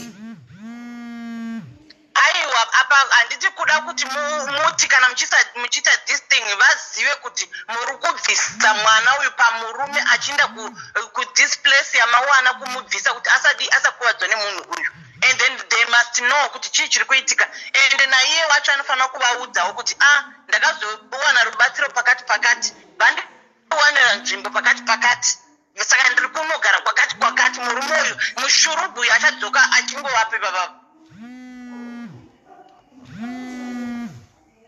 Okay, alright. Kana muri kuti kuzisa vabereki at least kuti takubvisa mwana, that one I can understand. Yeah, that one I do understand. Nachona sokuti number dzaandipa dzakawandisa ndidzodzo. Alright, thanks vakom.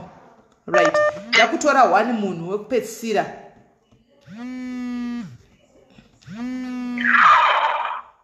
Kola hello. Yabva yadona. Right. Kola hello. Hello. Yes.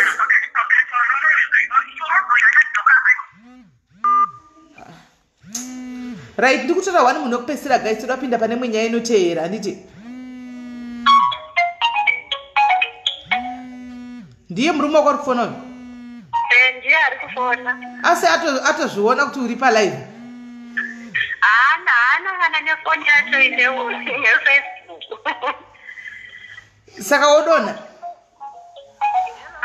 Ndizotaura naye later. Anogona tonga ari kuzvikomba daira hako dona hako. Anogona tonga ari kuzvikomba. daira unogona kuya karohwa. Okay, anozofona yatata. Okay, kola hello. Dzimobvara ifoni yenyu iri kumasure uko Sasha. Hello? Sasha, dzima foni iri kumasure uko. Hello, Kola? Yes, tikukunzwa. Ndikuda kubatsira sisa kushungurudzwa nemuruma. Inini ndinogara musoweto padhuze nekubhara. Ndaigona kuunganidza mari, then kana taunganidza mari hadzinetsi close, imba dziri close to bhara. Then kana tavatsvagira imba mukuku, then tovabhadharira for 2 months.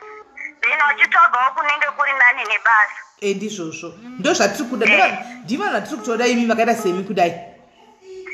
Vanondibata panhamba dzangu, ndinogara but ini ndinototorawo mushonga wamwana wangu every month.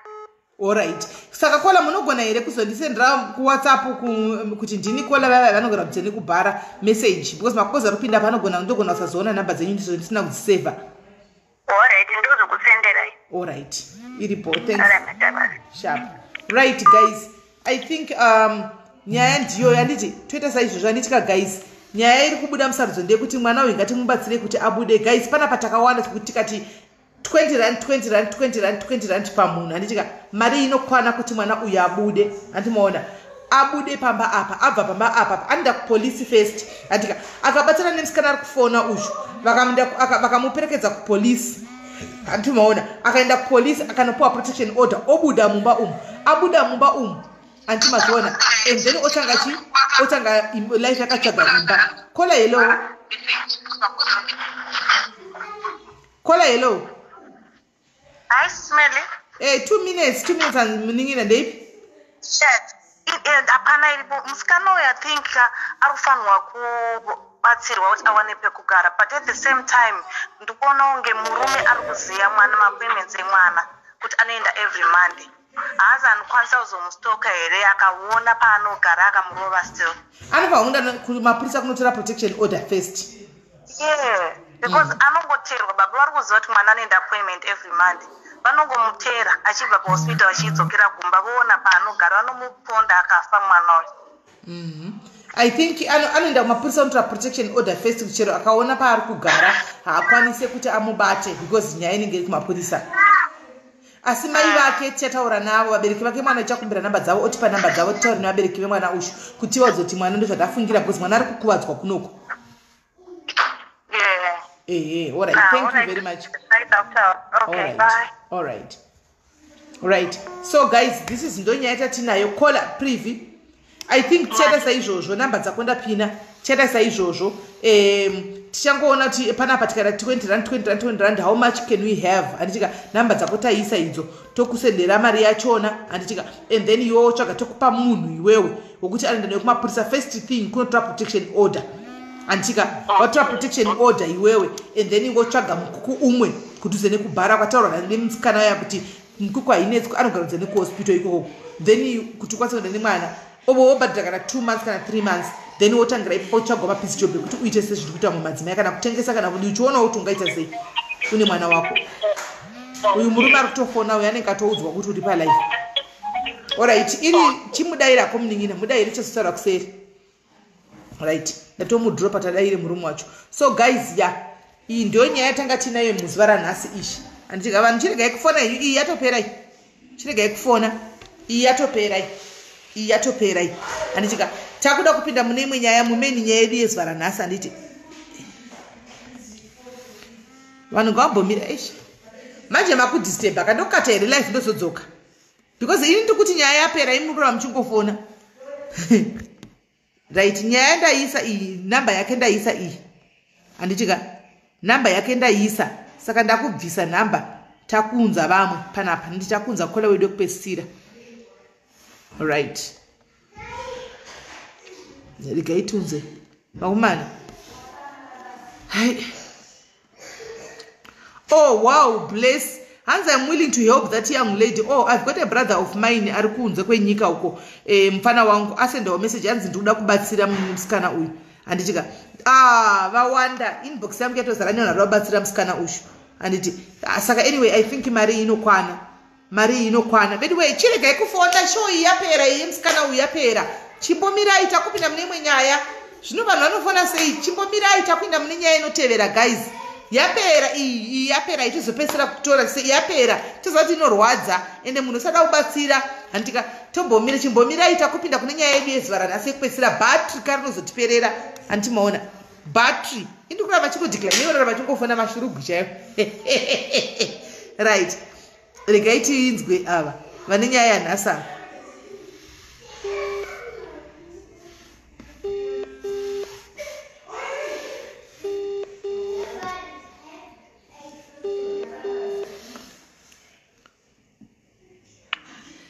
Hello, yes, can they be ago?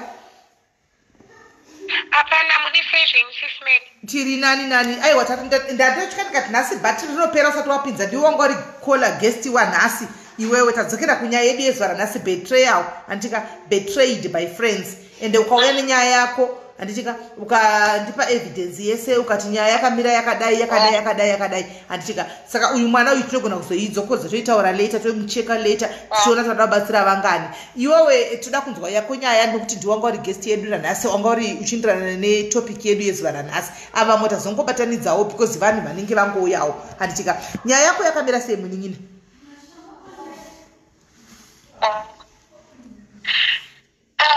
Sis Melly handizivi kuti nekureba kwakaita nyaya yacho ndonyatsotangira papi. Ingotangira kupa chiro paunotangira? Enda straight panyaya yemota nekuti nyaya yacho iyi yakareba handizivi ndenda kunzwa kubva kwamuri nebattery ring. No taura zvako kubva kwakatangira nyaya vanhu vanyatsoziva. Okay. Alright. Okay. Pane musikana wandakabatsira wandakagara naye anonzi Tsitsi Marvelous Netsianwa. Tsitsi uyu akambogara muno muisland. Tiri kuisland. Okay. Saka akabva aenda kuSouth Africa awana murume kuSouth Africa. Ndobva anodzoka kuSouth Africa vanetsana nemurume wake. Ndobva auya abva ati ambonogara kusodzi neNeshamwari.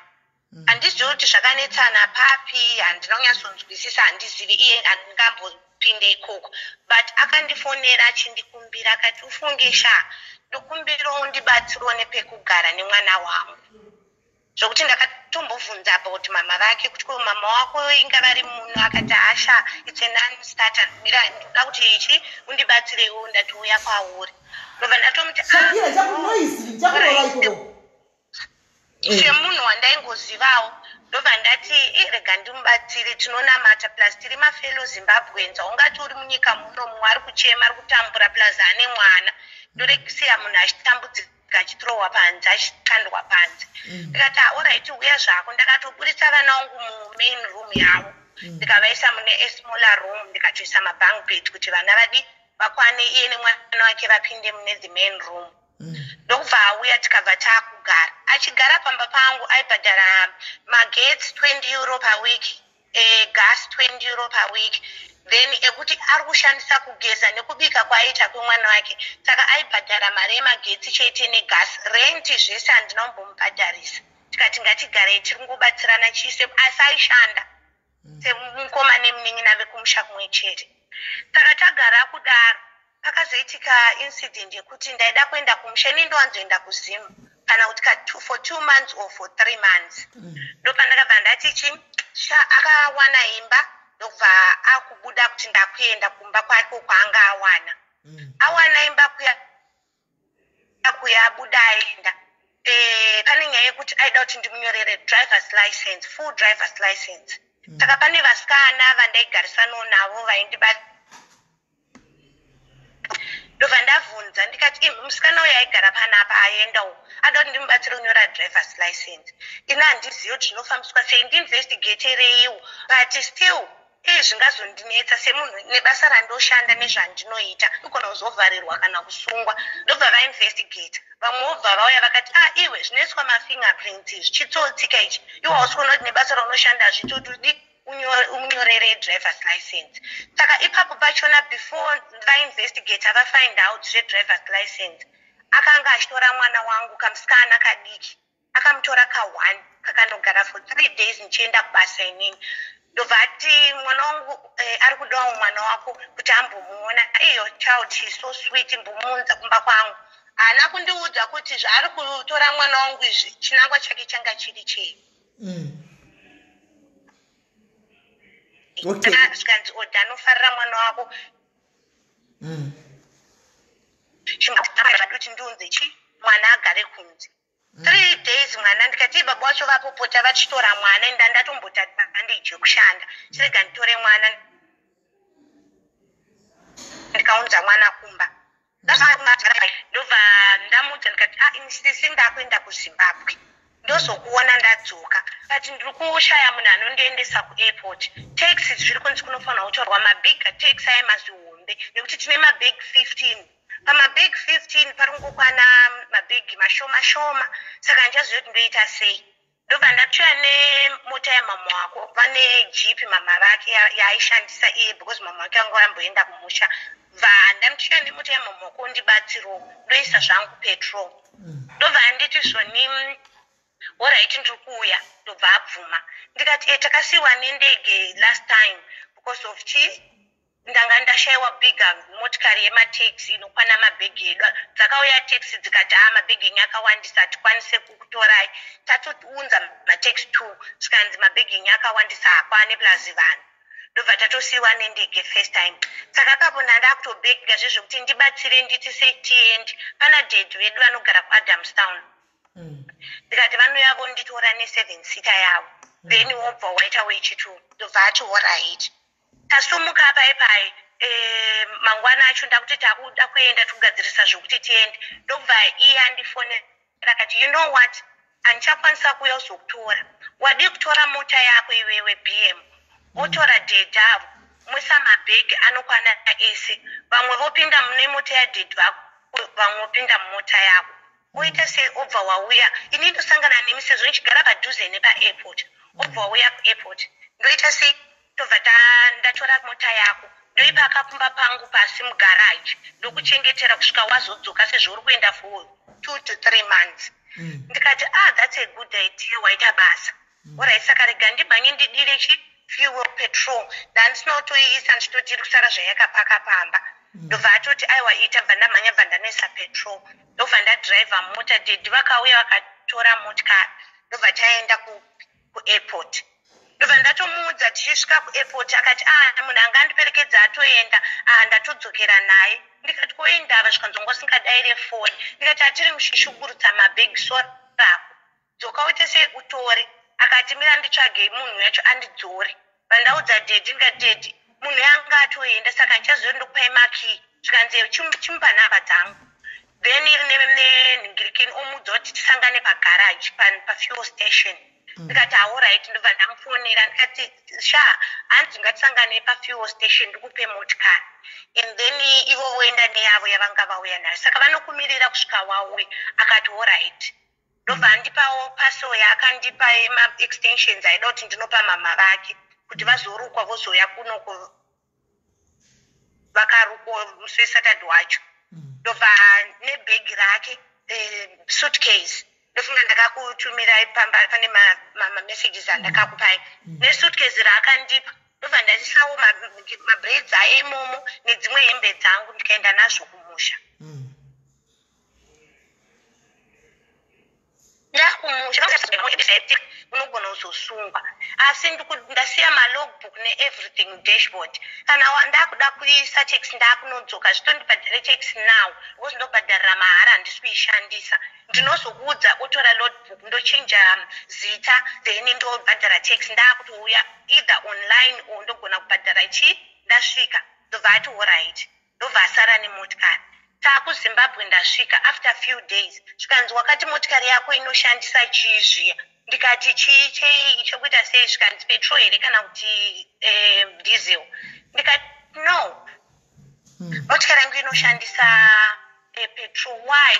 Zvikanzi no ndoda kuti ndiise imwe petrol kuitira kuzoistart. Ndikati no you don't need petrol. Ndobva atoti alright never mind ndazofigure out. Ndikati no problem. Ndobva tere sei ndanyarara. Mwedzi wapera wamusi wa8 August.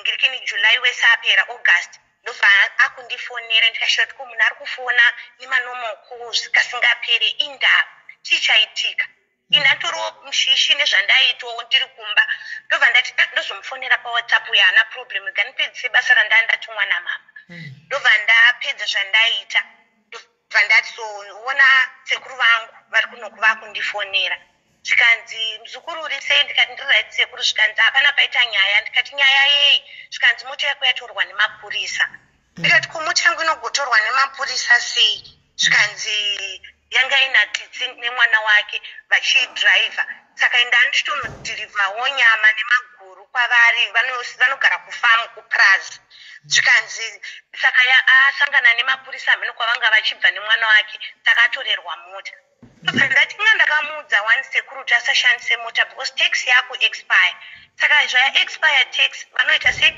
anozoitorerwa yamunoti taxi kuisland ndo mutero wemota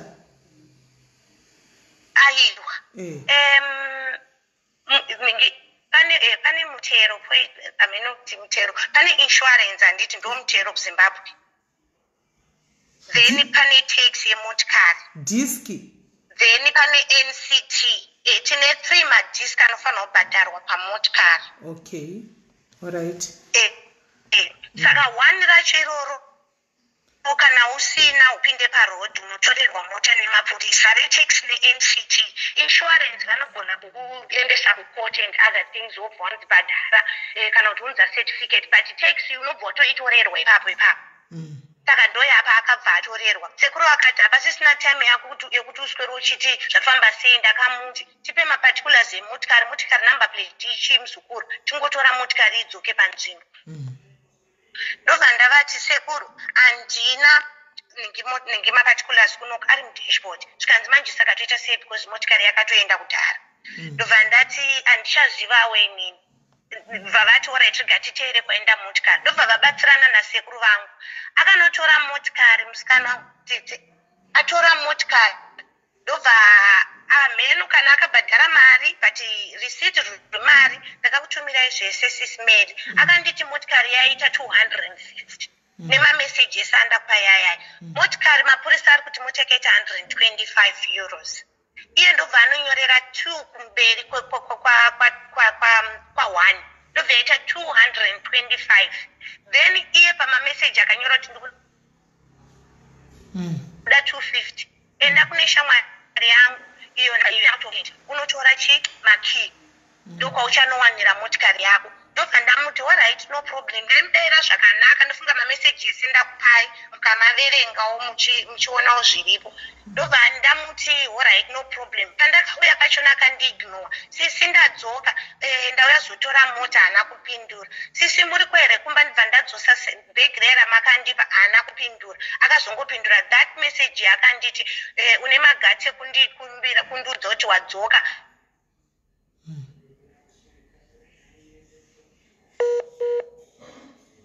iwe wandiudza zvebhegi iroro bin it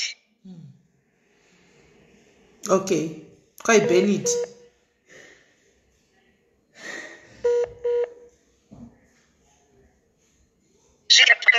akuti akatora 250 kwandiri muudza kuti ndipe risiti iyi yanga iri shamwari yake yanga auplana nayo kuti iwe uchabata maki wozoya kwauri obva wapuwa mari saka musikanayo akaonzwisiso akandiunderstandawo kwandaibva ndobva ati no problem itakupe risiti uone kuti risiti rine mari ndopo uchabata kuti akutaura chokwadi kana kuti ari kunyipa saka ndo risiti randapai Sis Melly rakanyorwa kunzi 125 ndobva raiswa 225 pameseji akati ndikuda 250 ndikabvunza kuti 250 ndeyetaxi here kana kuti 250 ndeyekubhadhara zvemotikari zvika ndeyekubhadhara kutora kwandakaita mota ndikati ndogobhadhara sei motikari ndakakuudza kuti usashandise mota yangu paka mota ndozoya ndichibhadhara saka iye ndobva ashandisa motikari akanditi no you have to pay I'm not gonna pay that car otherwise you will not get your keys kana usina kundipa chii mari iyoyo saka nyaya iyi ndakazotaurira sekuru akati munhu anonetsa munhu wakoyo iwewe chipedzera naye sezvo muri paukama makambogara mese muri shamwari mutaurirani but haana kuda kunyatsotaurana neni aitoita chika achipindura rafu zvokuti mukaverenga mameseji kumanyorera ndaimuitira nekutaura kwandaiita I was so polite ndikaona kuti handimu ndikwanise ndobva ndaenda kumapurisa ndikavaudza kuti motikari yangu yakadai ndizvakaitika izvo. Mapurisa ndobva ati muri same community, tis a Zimbabwean community, imbotauriranai isusu tomutumirawo matsamba kuno then akupe makey sezvo uri kuti madhore pamba pamakasvika maijamba mukatyora window kupinda mumba ezvino makey emawindo edu anokiyiwa ndiye ane makey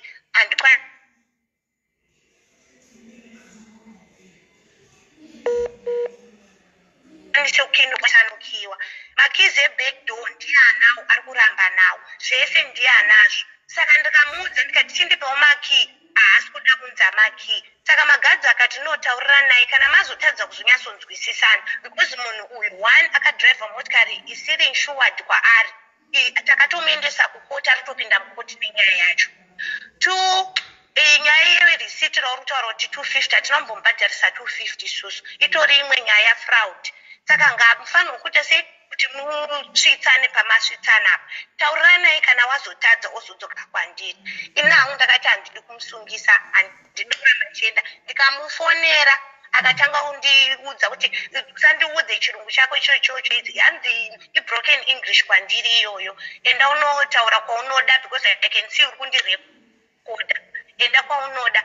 Akabva andibloka all masites kubva kufoni kufacebook everywhere kuti ndizoya panapa ndizochema kuti ndoitawo sei ndodzokera here kumapurisa kwacho tochifinaliza nyaya kumapurisa workshop ndamubatsirawo iye zvinezvondudza kuti enda kwaunoda ende motikari yacho handisisina communication naye ndosaka ndakauya kwamuri Sis Melly kuti sezvo muchibatsirawo vanhu muchigadzirisa vanhu ndofunga makambomufonerawo mukataura naye mukanzwawo zvaakataura saka ndodiniwo vanhu ndibatsireiwo. Alright, nyaya iyi yakatika rini? Mota iyi wakaisiya rini kwaari? Musi wa 6 July last year. Saka yakutokwanisa gore iri kwaari ikoko. Right. So this is what happened. After caller uyu andifonera akandiudza nyaya ndikati ndipewo mavhi 11 ako tione. Akandipa mavhi 11 ake ese machats avaitaura mapicture emota risiti iri yakabhadharwa iri kunzi iri kuclaimonzi yakabhadharwa yacho kumapurisa. Anditika ndokubva ndateererai munzwe guys ngombirai kumhanya tikudzei. Ndobva ndanongawo foni yangu ndikati munhu uyu ndiani zita rake ndipe nhamba. Akati aiwa nhamba handina hangu asi ndokwanisa kupa zita rake ranoshandisa pafacebook. Ndokundipa zita rake ranoshandisa pafacebook. Ini ndokubva ndafonerawo musikana uyu anonzi Mel pafacebook. Ndakanovhunduka because Mel ndakati asi unoreva ini handimaona wanika handisiri ini ndeumwewo Mel. Ndobva ndafonera Mel uyu. Mel ndichimufonerawo ndobva ndamuti Mel pane nyaya iri pano handichika nyaya yakamira yakadai yemota. Mel ndokundipawo side rake of the story. According to her ndakamuti zvinoita here kuti uye palive muzotaura nyaya yacho kana kuti moita sei because this other girl ari kuti zvochi anoda kuti nyaya yake itaurwe padiaries kuti mugadzisane because apparently makablokana everywhere. Achisina access kuti akuconducte iwewe. Mel uya akandipindura kuti aiwa inini ngauye kumba kwangu tisolve nyaya kumba kwangu because inini risiti ndakatomupa yemari iyoyo ye200 and what ndiyoyo risiti yandakapuwa kumapurisa. Ende zvakare iwewe kola princess uri kunzi wakaudza sekuru ava wataura vekutengesa matumba ava kuti unoda mari yekuti iwewe uri kumuda mari yekuti akagara kumba kwako achishandisa zvinhu zvekumba kwako handika asi according to ye aitengawo magetsi achitengawo iro ramunoti gasiri achitengawo chikafu achitengawo mapamba emwana nefomula because wainosiya mwana kumba kwake asina chimukaka nemapamba ndokutaura kwake. Akati iye palive akwanisi kuti adi auye palive akaramba ati palive akwanisi kuti auye palive because nyaya iyi yakaitikira kwamaipana namotikari kuairport uku handitika anga haina kuuya pano saka anogoda kuti nyaya yekulive sei. Ndikati saka munhu anouya sei imakablokana handiona ndosaka anga apotera princess because makablokana kwese ende uri kunzi une key. Saka zvikanzi ini zvandataura ndatopedza iye ngauya atore mota yake nemari yangu. Zvikanzi ndobva nditi akakusendera iwo last message achikuti come and collect your car. Iwo hausi because mota yaigara mubasement. Saka yakazobuda mubasement because vanhu pamba paigara vanga vakomplaina kuti iyi mota iri kuti vharira parking. Saka akazoibvisa akaisa kunzoko kunopakwa dzimwe mota uko kuroad uko antika. Saka iye akanoudza mapurisa kuti ini munhu ndakamuudza kuti ngauya atore mota yake kudhara. Haasi kuda kutora mota yake. Kana ikazotowiwa, kana ikazobiwa, kana ikazodii ina handisisine inazvo. Ende panyaya yekusitata motikari ari kuti iwe ndiwe wakamuti upoto chindisitatawo motikari yangu kuitira battery. Not the other way around. Kutaura kwaakaita iye. Kwanzi wakati unofunga upoda chisitata mota iyi kuitira battery. Andiwana kwai ndikatorodira fuel ye 10 pounds. Yekungoti ndigone kuitenderedza because ndakaona kuti kungoisata yakamira haiti. Saka ndakabuda nemotao mubasement ndichida kunditenderedza mota kuti hatisadi battery risapere risangoramba rite reflate because waigara mwedzi wese uri kupi uri kuZimbabwe. Handichoona. Saka ndo side track of the story. Saka nhasi zvakare akazondifonera nevideo calling. Ndadaona mota yako yoyo nhasi. Akanifonera nevideo calling. Handichika apparently langa chiri parisiti yawandipa iya pane address yake. Handichika haasi kufara nekuti address yanga iripo nesita ina sina dombo zvinotisa zvangu. Handiti akati mota yake iyo irapo iyo. Saka ini handisi kuziva kuti mota yake anoda kuti ndiite sei. Ngauye aite sei atore mota yake. Ndakatomumirira pano ngauye nehama dzake azotora chimota pano.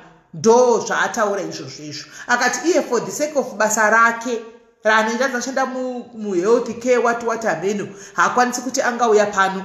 Asi iwo anzonoshandawo futi kuhealth care. Ndikatomuti inga zvamunoshanda mabasa mamwe chete ko iye agona kuuya kulive 1 zvikazaiwa ini zvelive hangu handikwanisi kuti ndingauya because already pane dzimwe nyaya dzasongobudawo dzisinei nenyaya yemotikari dzanga kungotaurawo zvake like kungoti kune vanhu vaimutuka vaimutsvagira iwowo kuti vamutuke and things like that. Handiona so haakwanisi kuti auye pano. So handizivi manje papa kuti iye ari kuti hanzi uya because atonditi hanzi mari iri parisiti 225 hanzi ndo value yeBM yako iwe kutengeswa kuisland. Ndasingambozvi kuti mota dzakachipa kudaro ini kuisland. Ndauya ndoti ndikupe hangu 225 pounds imunisendere mota yacho. Hashigone here kuti ibhururuke inga akanotovhaira kuti ndo 250 pounds paaigara pacho nemotikari yamamwe wake aishandisa kamaikraita dhani kunotenga BM aishandisa kamaikra kake kataitozotora alright Sis Melly kuti awane mari yekutenga haana kuti motikari yacho amuvhe pamba panapa anogara kumba paita video call angari mumota asi angari mumota paita video calling yoyo angari paparking so achitontadza mota yako. Saka ndoda kuziva kuti ini kana mota iyi imbomira princess indoda kugara tokusa chichemo changu pano chikumbiro changu pano ndoda kugara tongozvitaurira pamberi pemadiaries anu 1700 ari pano. Handichika ini kana mota iyi kwa iri kuita 250 pakutengesiwa kuisland hazviti here kana mabvumirana henyu kuti ndikutumirei 250 iri mumaranzi kana ndokupa munhu imonditumira mota kuno iBM kaiya nditoidawo kunoku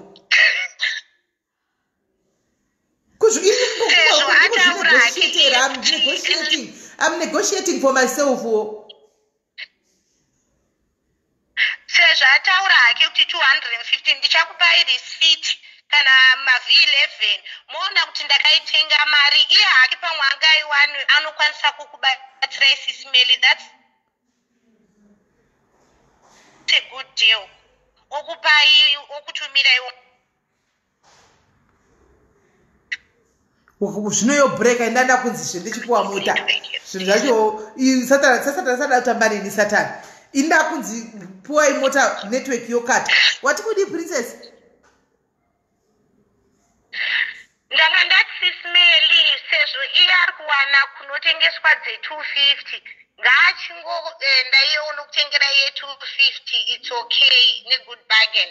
Ini ndokupai kuti ndakaitenga nemari yangu handakuitenga ne250 saka akuda kunditengesera here motikari iyo yanyora kuti 250 kana receipt rakanzi 225 tomboti mapurisa ari kuti akanyora 225 sei iye pamameseji akati 250 namozombovunzawe ipapo akanyorere kuti 250 kana mapurisa akamuti 225. hanzi mari iri pasi chiti ndiyoyo. Kune vari kuti hanzi be specific kuti musisi male muri kureva kuti kudi pane male na male how is what is which guys pagara inini patangu pandorine confusion zisere kuti ndainzwa vanhu vakona chiti iwe male ndoti vari kureva ini ndodzawo pachitauro yenze kunzi wakagoti zvakati pa ini nyaya idzi handidzizivi ndoti kupi kodza handisi kureva ini handimaona ndakazonotsvaka ndikaona kuti aiwa tiri 2 vana male ava handimazviona ini ndinonzi males iye anonzi male handimaona mapasi maprofile akasiyana muchikurangarira musi mumwe munhu achitoti kune munhu wauya kuinbox kwangu achitaura chichichi but ndatonyetsana kuti mine matiti zvemainbox tichiita zvekufonerana asi sita rakanzi male pari kuita confusion iye wanonzi male handitika inini pane akaunti iyi yakablokwa mazuva ano iri kwazuka yasagoda ne14 days kuti iyi unblockiwe. Ini ndinozviti males iye anozviti male handiti maona. Saka coincidence yechi yemazita yakaitika apa panongori nemazita akaitika handiti maona kuti kuda tingori muse muwhatsapp group pamazita apa handiti maona. Saka ndozvaangandiudza iye. Saka ati kwanzi uya utore mota yako iwe handizivi kuti manje pakunzi utore mota apa iwe woita sei manje totoda kuti mota idzokere kumuridzi wayo idzoke kwauri iwewe pakuti uya uzotora mota Sis Melly elo ari kurevesera kuti uya uzotora mota because pandakamuti ndauya uzotora mota ndakaenda ndakafambira mahara pekutanga pechi 2 mapurisa akazoenda ivo vakati tasvika futi asipo tichasiya tsamba. Saka why will I keep on ndichingoramba ndichienda kamuti ngounza hako makizi angu anti mota iri panze gedhirava harikiwe auya donedze makizi pamba pangu azvi foni yachirukata network elo tikunzwa tikunzwa ngauye azodonedza maki muletterbox pamba pangu handiti mota yangu ati akaibvisa mugaraji mainetsa kupinda iye ngauye pambano paziva uye udonedza maki muletterbox mangu because tiri kungoenda tichimushaya mapurisa akaenda ini ndakaenda ndikafambira mahara kure kumba kwake from my house ndikamushaya. Saka kana akauya akaisa maki sezvo iri panze gedhi rakarivharwa ndonotora hangu mota yangu already Sis Melly ningirikini mota ikai 250 ari kutaura. I didn't bought it for 250 ndakaitenga 4,500. She know about it anozviziva.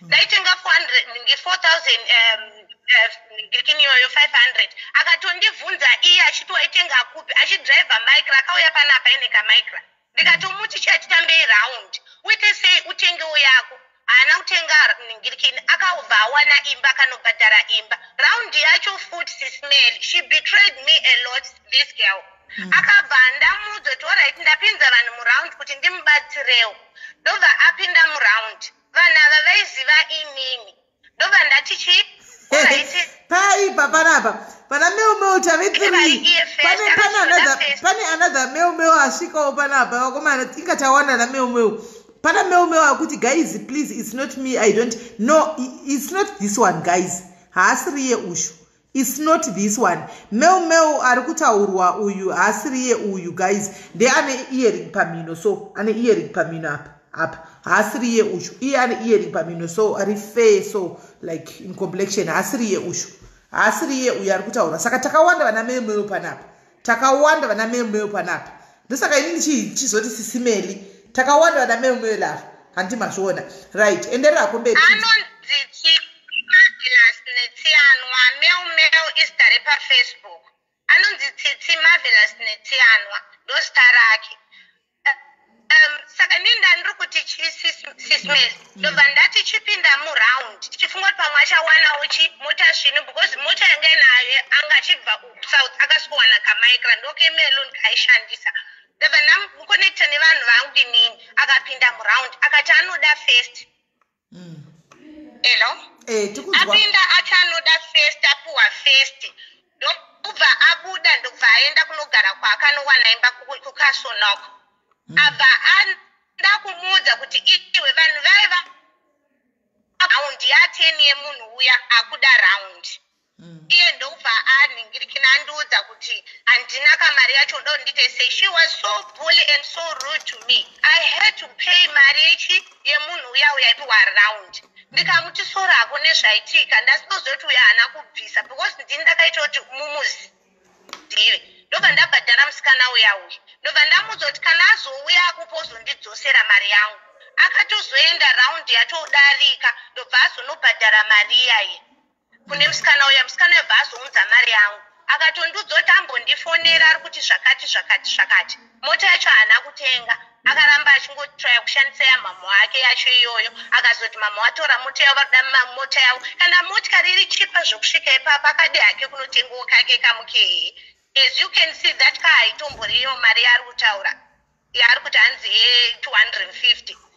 Ende zvaari kuti zviri parisiti ndizvozvo. Sis Melly, I can throw ningirikini evidence emameseji akandinyorera ndimatumire apa vanhu voaona ningirikini page penyu zvese ndoisa ipapo voona kuti ndikunyepa here kana kuti ndikutaura chokwadi. Iye achanzi motikari ye250 iye ari kunida kundibhadharisa mari saka ada kunditengesera motikari yangu then. Right guys, ndo nyaya iyauya naprincess pano muzuva ranhasi ari kuti iye ari kudawo masa nekuti mota yake idzoke. Indataura nemusikana uyu kuti ko mainini zviri kufamba sei, itaika kuti mupe munhu mota yake, mota yagarisa ko ikabiwa iri mumaoko menyu. Akati aiwa ini pangu pandakatochengeta pakapera ndakamutenga uya atore mota hahadi. But vanhu ava vakablokana, handika vablokana kudaro saka panonetsa kuti uya communicate nauyu handizi kuti vanotaura sei hanti mazviona. Ende ndo pane nyaya iripo. Ende vanhu ava vanga vari mafriends vakatombogara vese at some point handiti maona. So tobatsira seiwo uya achichema pano uyu nhasi kuti anokwanisa kupuwa mota yake because ina ndichingokufunga kuti kana dei zvaingoita handiziva kuti iyoyo 250 pounds yacho iyoyo koko kwenyu kuisland uko hazviiti here tungonomupa utore mota yako for the sake of peace. Hazviiti.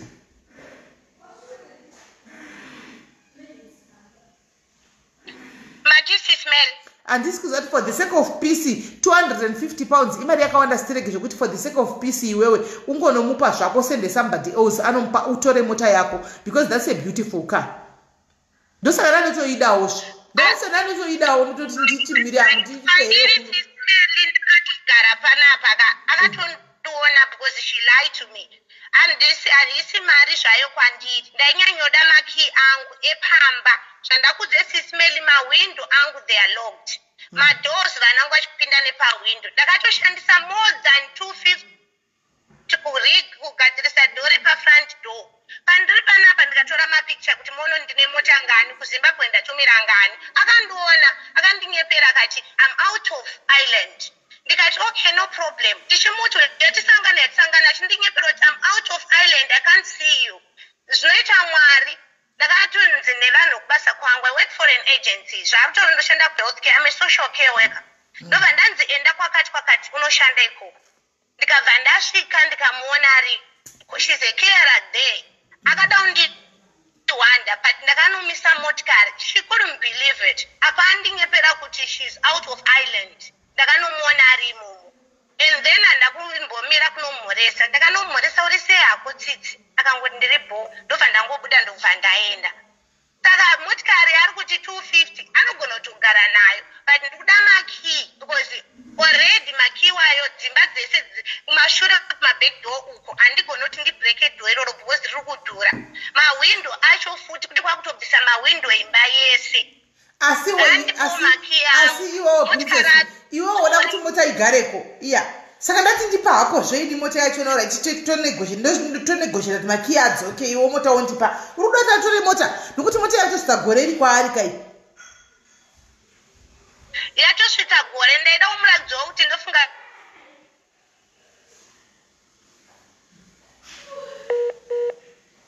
mota yasvita gore guys ndaida peace. mota yasvita gore iri kwaari guys zvokuti tichataura nyaya yekutanzizvo kuti atizvo iye angoda makiosi yamota ako saka mota yorovera kuhere naimi guys izvozvo iyayo yotogari mapostori kuti vanokanda mugomo maiona here mota yaimi guys maiona here BMW yaimi ndosaka ndandati ndipa hako chingondiblesa hako nayo maki ndokunegoshetera hangu kuti maki adzoke ondipa hako mota nokuti mota yekuti ungomusiyira hazviiti hazviiti maki yangu ndachikumbira hangu ngaangounza hake maki yangu kana yari kuida motikari yacho sezvo ndizoti haana mota ngaanza hake maki yepamba pangu guys nyaya iyi muri kuiona sei okupai zvake motikari yacho kana ari kuda kupai motikari it's all kuma 10,000 kuti maki abude zvendo rinobhadhara rangu ye250 yacho iri kudiwa maki wodzoswa kumba kwako then saka mota inozouya seiko kuno kuafrica kuno kuita seiko motikari inoshipwa mune makutotumira mari yekushipa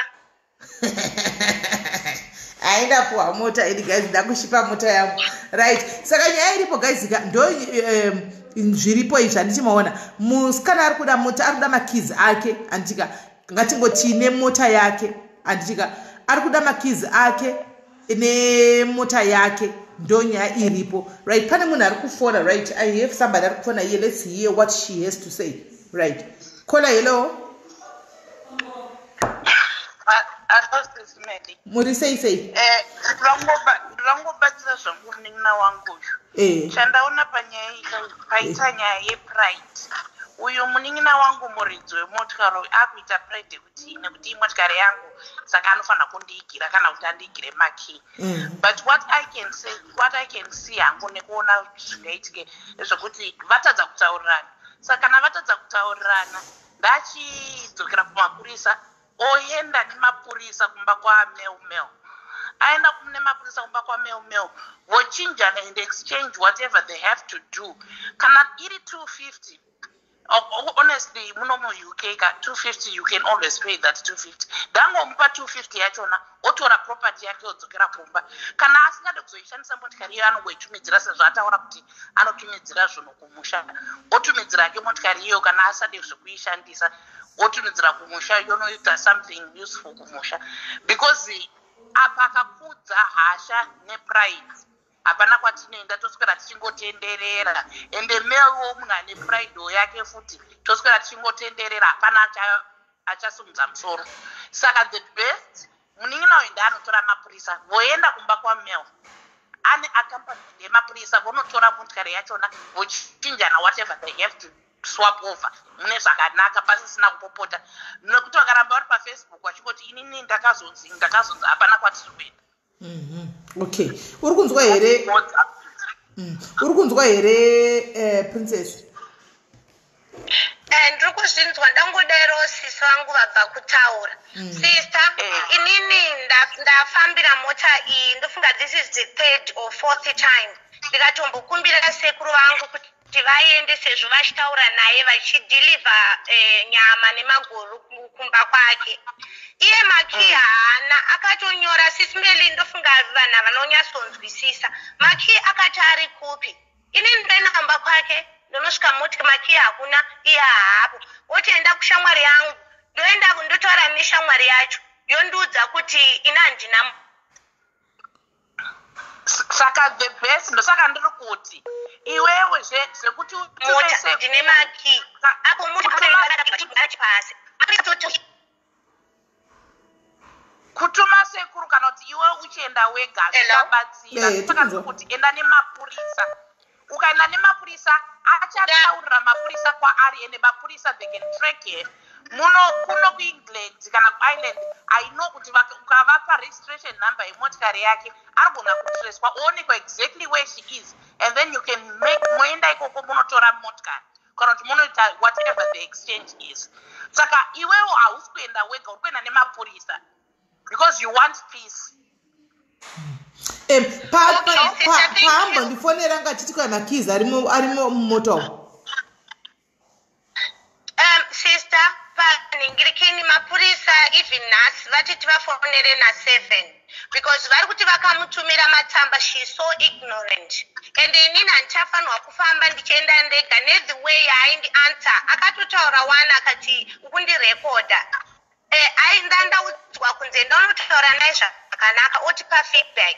Ndikaenda kunotaura naye. She was so arrogant. Achitaura kuti iwe endonoudza vauruda kuudza usandiudze that your broken English. Ukutotaura broken English mandiri. Saka ndakanovaudza kuti ndozvandaitwa. Iko zvinezvi munina wangu ndizvo zvandiri kureva zvese izvozvo wakaita. Saka nhasi vati zvoni nani. So you need to go back again.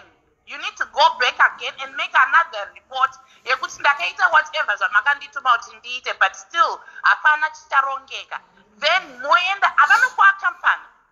Because what you need is peace and what you need is your property. And she's got no right yekuti achengete property yako. She has no right at all kuti achengete property yako. Saka iwewe ena nemapurisa moenda munotora vanogona kukutrackera exactly where she is with a phone number kana kuti neregistration yemotikari yake. They can track where Mel is. And moenda exactly where she is, and she has the right yekukupa zvinhu zvako. Iwewe kana ukuda kumupa 250 umupe 250, it doesn't make any difference in your life. That's my 2 cents zvangu. Haina kana chainokupa 250 imari yekuti tikaenda out nhasi tinotonoipedza in 2 hours time munandozo. Amen. Saka this is pride chaiyo haisi kudiwa. Kana uri kuda property yako uda makizi ako, pride imbotsi kukumese dzikamai. Because muchazobayana nemapanga nezvinhu zvisina nebasa rese, zvinhu zvinokwanisika kusolveka pasina kana problem. Anditi. All right. Thank you. Right. Okay. Thank you very much. I hope she's going to take all your advices, guys. Also, now inonyatsoita ndeipi kuti akwanise kuwana makeys nemotikari zvese, kwete makeys only, zvese nemotikari yacho atore. Vanhu vari kufona muri kufona ku wrong phone number. You are calling on the wrong phone number. Amufanga kufona pa phone ina princess. Muri kufanga kufona to the other phone. Ndosaka ndiri kudropa iyi. Muri kufona pa phone ina princess. Ndosaka ndiri kudropa iyi. Kola hello.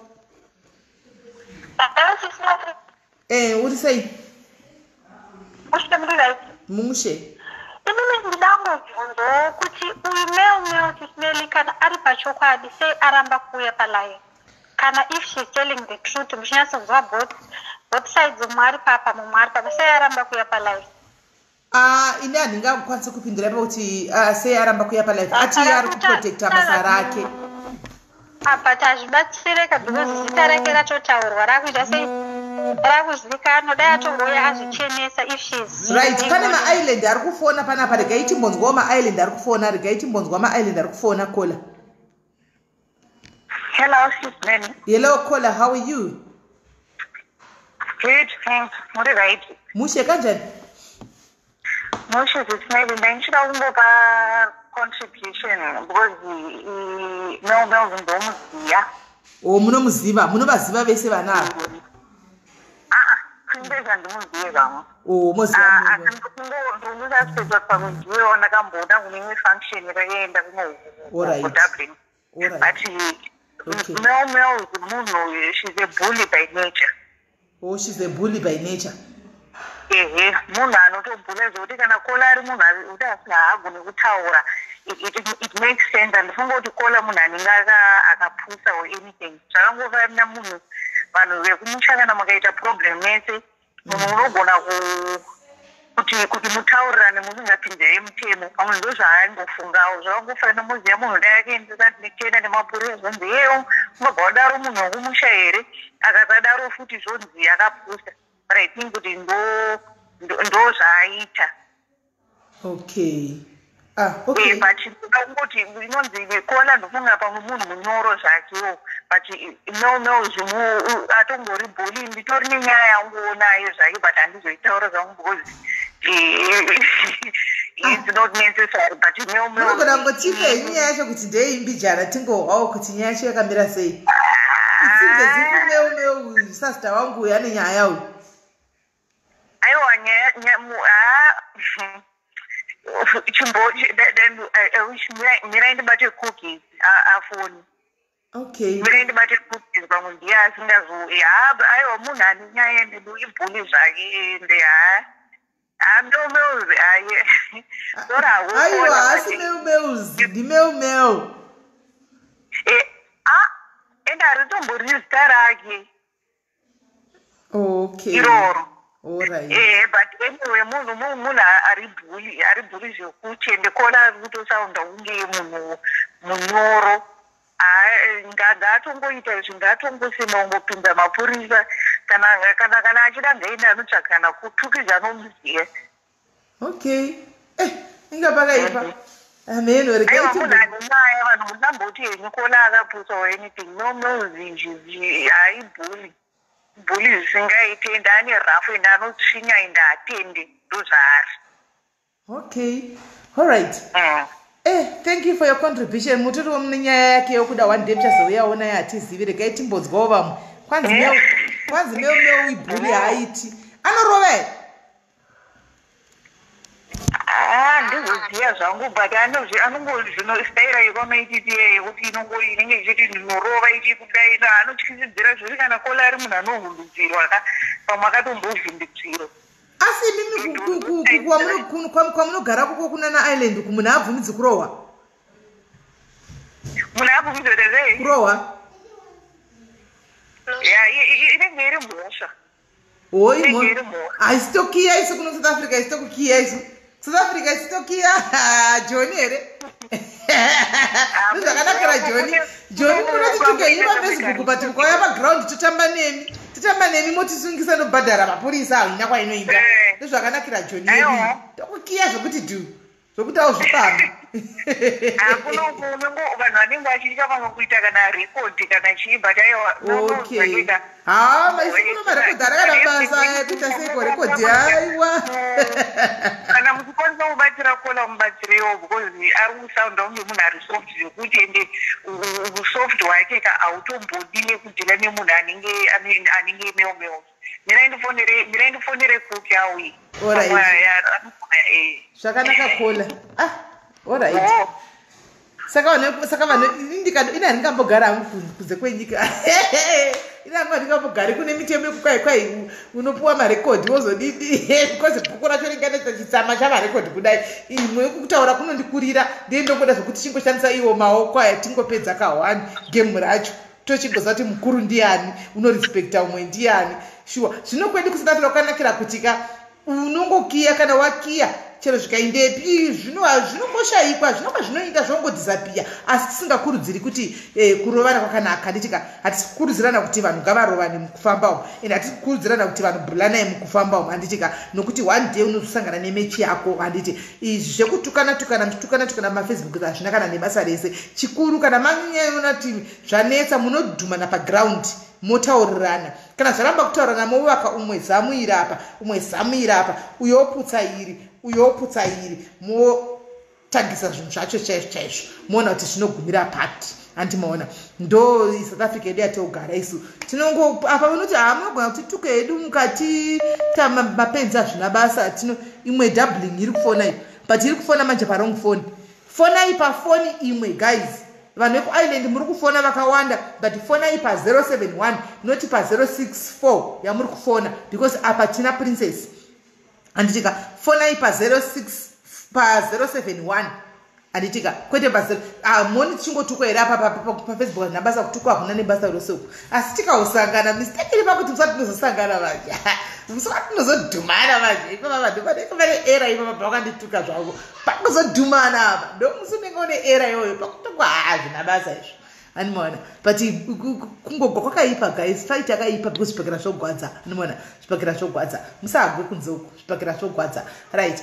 Fonai pane 071 guys the other number musafone pa 064 ndo ina princess anditi musafone pane ina princess fonai pane pa 071 anditika varuda kufona vacho tinzgo kuti mwana uitomubatsira sei anditika ndikona manamba pa ndiyo +3 something anditi dzese dziri kunyatsonyora kuti island saka maisland ogoga ari kudi ari kungofona anditika rigaitiwe maisland aya kuti zviri muri kugarisana sei kwasikana kwa zvaraka here kuti mugarisane zvakanaka kwamunogara uku ava vafona zvakare island wokoyo Hello, Island, hello, Dublin. Murisei Dublin. Tirimo Dublin. Ndikuona katisheti avakapfeka profile picture yakanzi Dublin iyo ndosaka ndati Dublin muriseiko. Tirimo Dublin Sisi Melly. Moziva vanhu vanotaura vanhu vanokomenda. Vanhu vari pama-comment section havakwanzi dzosai nyaya yemusikana uya people they talk a lot. But nyaya yanga iri main nyaya yanga iri princess handiti. What I want to tell you, Sis Melly, ndinomuziva Melly uyoyo anotondiziva kana aripo neghost anoziva kuti ndini ani. Anti muri kundinzwa. And mumuudza kuti handichagari kumba kwake musikana ari pafoni ndava kunoti secular kana chinditsvaga. Musikana Sis Melly. Ava ndiri kukuudzai nkesi akakufonerai mumuudza kuti kwai ndava kugara kunoti secular. Mumu anondiziva zvakanaka. Handiti muri kunzwa. Musikana vanhu matauriro avanoita she have got a lot of pride. Vanhu vanotaura kwavasina kuswera. Unozvinzwa? Vanhu vasataura kwavasina kuswera. Igama rwei uzvibate iwe pama-comment section uzvibate. Unozvinzwa? Tanga wateerera nyaya and then wozokomenda. Kutanga kukomenda zvinhu zvaunoda. Facebook haisi yako. And Melly's diaries is there to help people. Kana usingadi kuteerera nyaya yacho get off.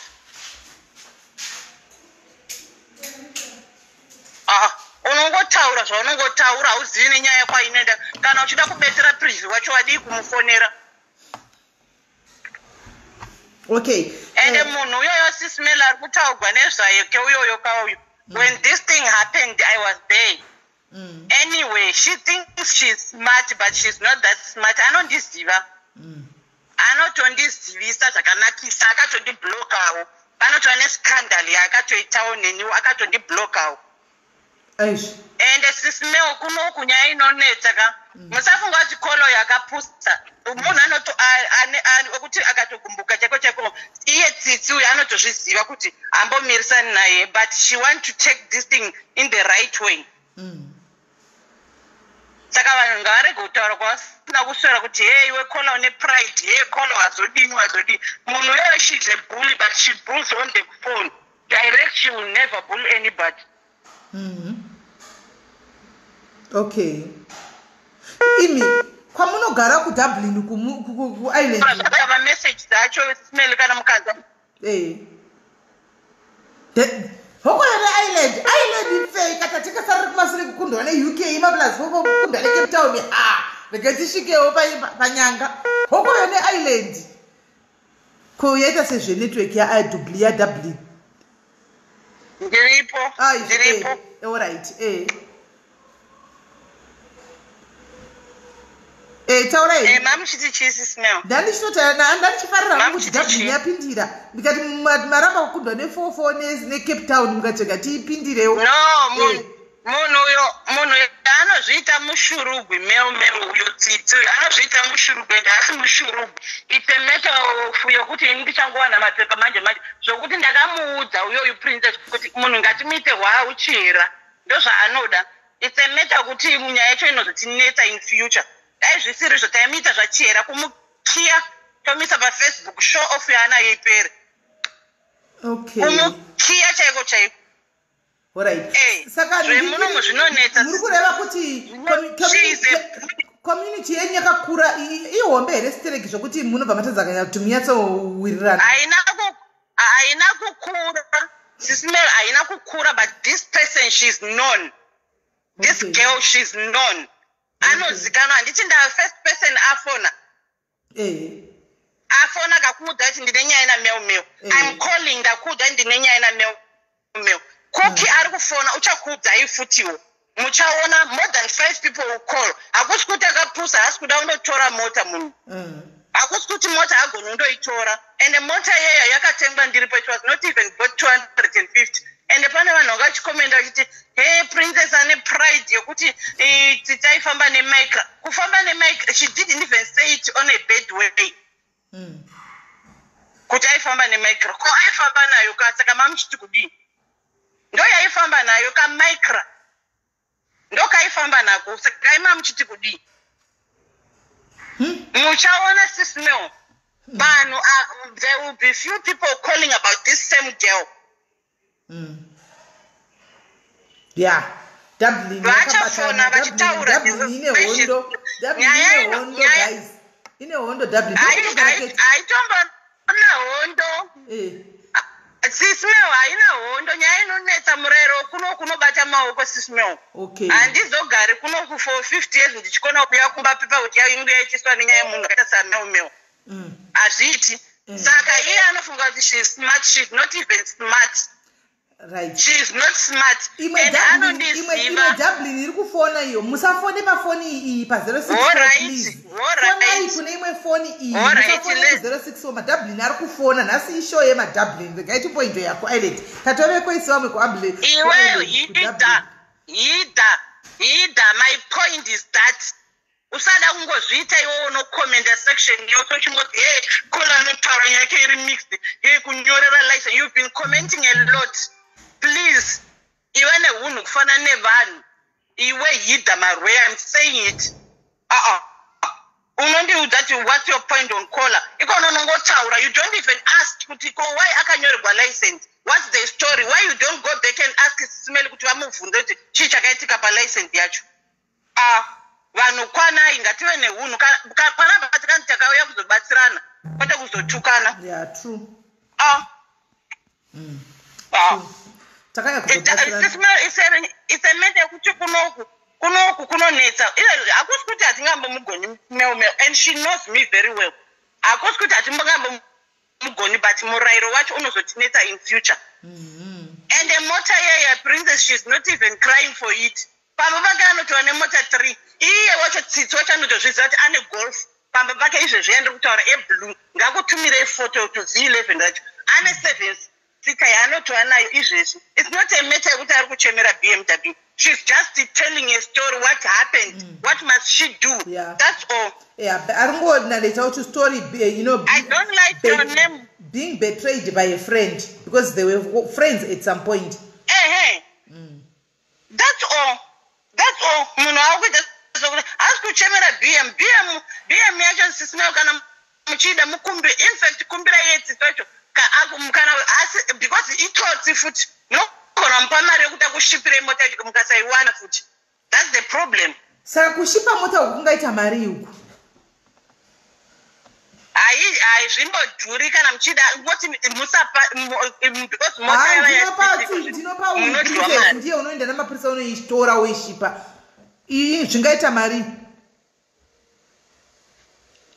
Sis Melly nyaya yemapurisa ekunoku they know Dublin people. Mapurisa ekunoku they are so soft. This thing has been going on for a year. Achivafonera mapurisa ndaindako munhu yako. Mapurisa ndaindako munhu yako. They are still saying go. Talk with your Zimbabwean community. Taura naye, she's your friend. Saka vane zvezvo zvekuti muri vaZimbabweans taurira naye. Not kuti avakurudziri kugwa vari kutowisha kuti they can go back as friends. Anti muri kuona. And it doesn't mean she can't go there and take the car. She can, and I can go with her and take that car. But nyaya panapa it's only to solve the problem. Ari kuti chi? Ari kuti izvo uyai mutore mota. Sis Melly, munhu uyoyo anofunga kuti mushurugu, hambotozi mushurugu. Haatombozi mushurugu. Akatora mota akafamba nayo, mota yemuridzi, isina insurance, isina chiini. Amiswa nemapurisa. She mentioned mapurisa ekunoku achikumisa Sis Melly mazita emota mota iri mumazita ani. Uyu kola uyu princess. Mota inenge iri mumazita ouyuka. Saka vanhu ava kana vakatora even efoto yemota ichipfuura mazita anondobudira ndiani naisisi uyo. Ndiyaiyeyu musikana uyu princess. Munhu uyu ina ndimudani mushurugu. Mumuudza I'm staying at not secular. Ndiripo 3 and ane nhamba dzangu akandibloka.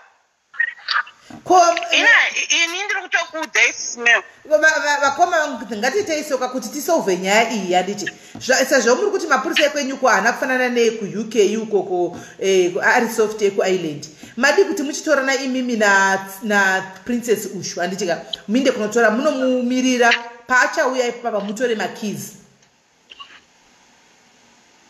Sis Melly, Mono, she's lying even. She's saying, come and collect your keys. Imagine, Muna, no forger receipt, ye mapurisa, or Isra too. That's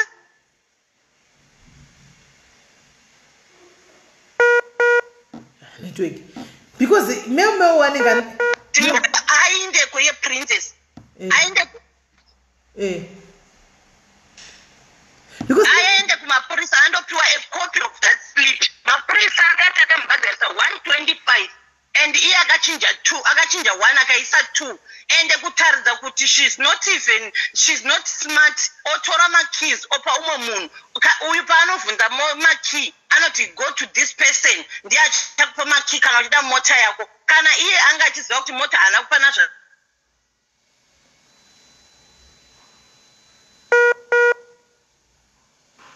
French Neshamwari ngeka problem na listen amot kananga ari moon embe regai moon regai nimba vaka phone system ma Dublin afone nenya emskana uyo afone mugonzo gari sei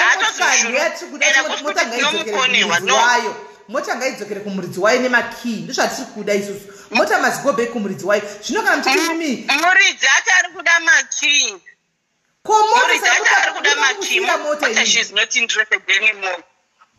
I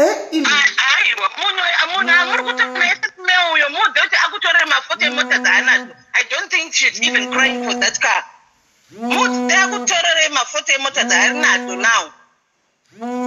Hey, saka dzida kuyewa ku Dublin. Mota dzinongosiyira munhu. Aiwa kana. Ina ndiri padhuze ndekutorera hangu makey acho. Ina ndiri padhuze ndekutorera hangu makey acho nemota yacho zvose. Saka mota dzinobatika zvepaDublin. Oro uyida, oro uleda, oro uyida, oro leda, I don't care. Hida, oro leda, oro who, amen. Erega Dublin, mama, phone Sis Melly, thanks. All right. Thank you very much, caller. Rega chinzwe mama Dublin. Rega indibvise pa vibration iri kutitira noise. Kana mota dzichingopa munhu guys just like that chete kungonzi munhu angonzi mota so yongosiiwa.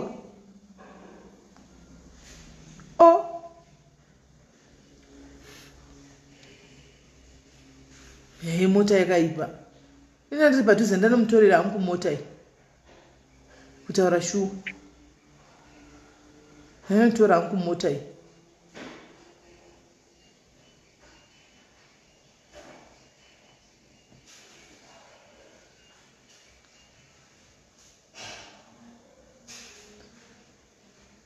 Right. Hamene mama Dublin angachifona yaya. Ma Dublin mama angachifona.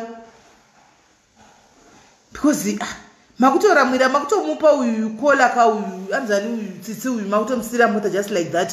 Nokuti papa ndo pari kundinetsa vakumana. Aiwa ndai motora mota nekiga. Hello Sis Melly. Princess.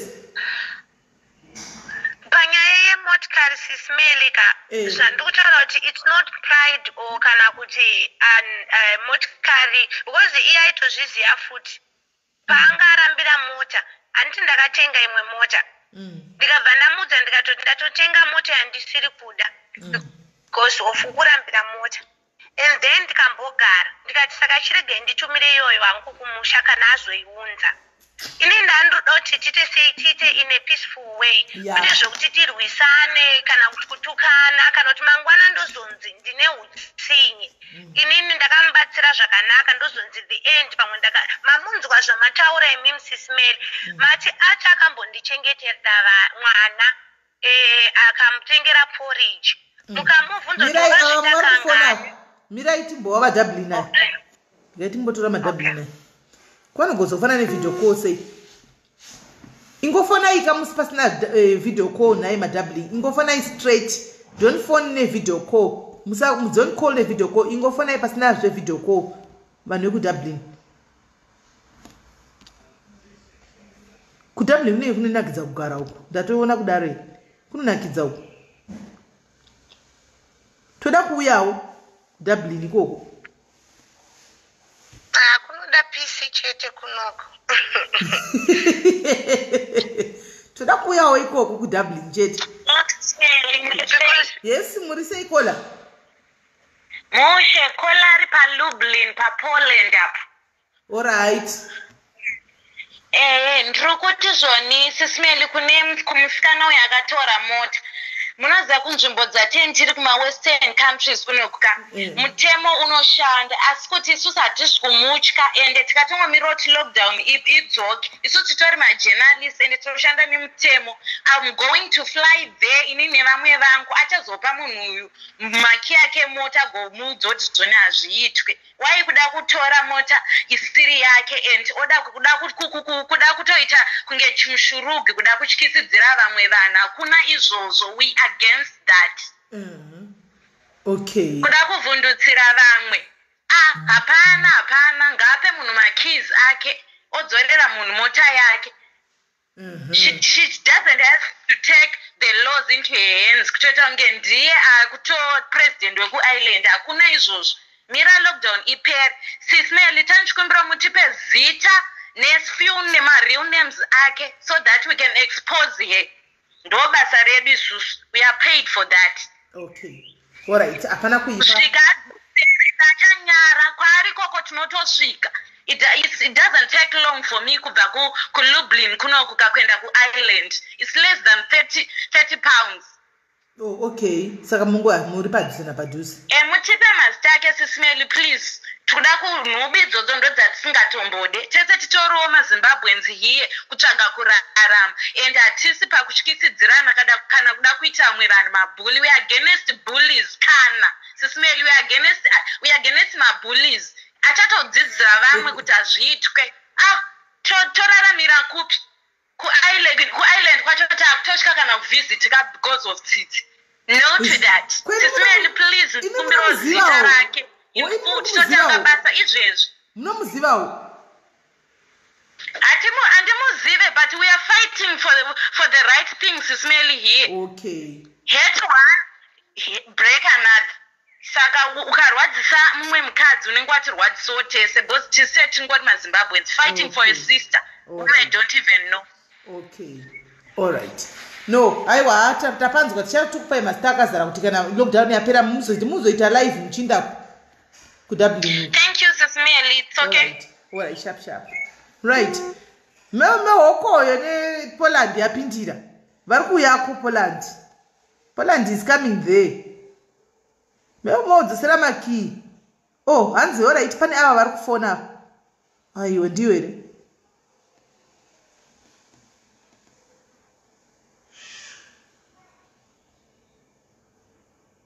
Aiwa, ava vanhu ndevamwe vari kutaura nyaya yewo, vari pane nyaya yavo yakafanana neya previous caller. Bva uyauya. All right. Regai tinzwe apa.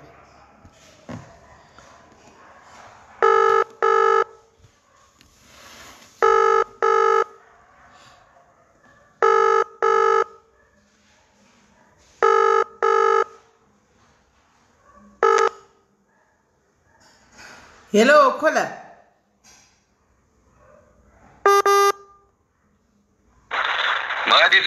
Hello, caller. Muri paDublin here.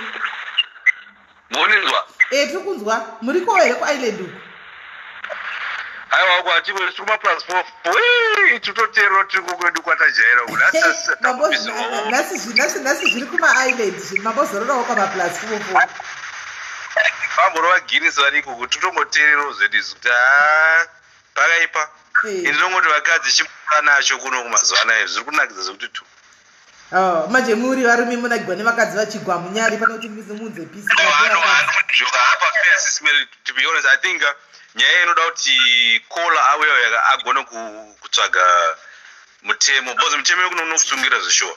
Okay. Serious. Zvokuva nevanhu zvoda kuti hanzi ndiunoziva haishande. Kuno haibude. Pamataura izvozvo ina ndichatouyikwa ndichatodi kuyako pamataura nyaya iyoyo because ndinosara ndakadhwa muchitokisi ndikasungwa Sis Melly, munouya zvakanaka imimi. Aiwa, uko ndichatouya pamataura nyaya iyoyo isajaira kugara kwedu kuno kwatoita zvatoda uko hatingakwanisi kugara uko. Isakabvoneko takaonawo both sides of the coin takuziya kuri kuti airombotodhamburozika uchitozozona kuti uri kutoafecta graft rakaona saka zvekusora uchirova nemunhu zva zvikaishandira kumaprivhesi angu havazonditsvakire here kukoko vakamabata hobo aiwa zvitana basa murungu ari bhoo manje murungu ari feya panyaya dzekugadzisa nyaya idzi uyu kona wegani anotora mota ikoyo bozi nyaya yake inge ende apo nepapo zvadzidziswa kuti pride ingaite shoma sister bozi tachitera zvama muchitaura muchiti imimi mawindo ese akavharwa but vanhu vanopinda pawindo tindaitota hedhekika hedhekika bozi toda kuti mubatsirane mavanhu kwedu mawindo enyu mawindo rudziko anokiwa naiprincess ini anokiwa for the security reason akatogadzirwa akatoiswa makeys ingamugere okay endererai mberi brother kokora unoenda kana iri imba yako andinoona unoenda kuagency vanokupa makeys vanenge vainawo ona vanofanira vaine maspare keys ekukupa iwewo okay unoenda kuagency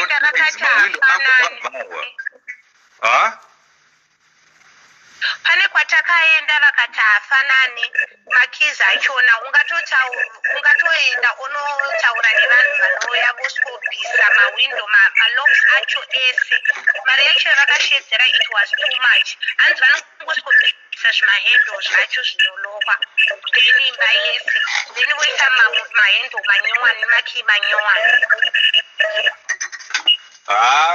unoona uri wabhegi zvako but seriously what I believe what I know zvangu might is sakawanda they have spare keys for emergencies they might charge you vanoona kubhadharis avo kamari mbichana kabhara vakubhadharisa michi etano ona vanokubhadharisa mari yekuti access fee kuti izvi zvakadaro unoona zvasiyana nekuchekesa makey ebhima yauri kutaura bhima yako yeye ena unotora mota yako iyoyo zvekuvengana mbomira imimi zvekurovana zvazvika let's be honest amana mbomira isare idzodzo kana une mota 3 padeni iwoka utori bo handiti chinotora mota yako yeye kana uno zvinetsa unongotora alright ngaachengete mota yacho womuponga kuti mwari akuitire mushi mupedza nyaya dzekuti muchirovana kana kutukana pasocial media taura kuti mbototsisa amana kuti muono zvakanaka zvamunotiitira vanhu taneta varume takutosvika kana kutaura kana kuti chizvaranga tinotsoka makuhwa but muna hanzvadzi dzedu ingowirirana kana muchiona mapurisa chaivo varungu vachitigadzirisa nega vari kutozoona zviri bo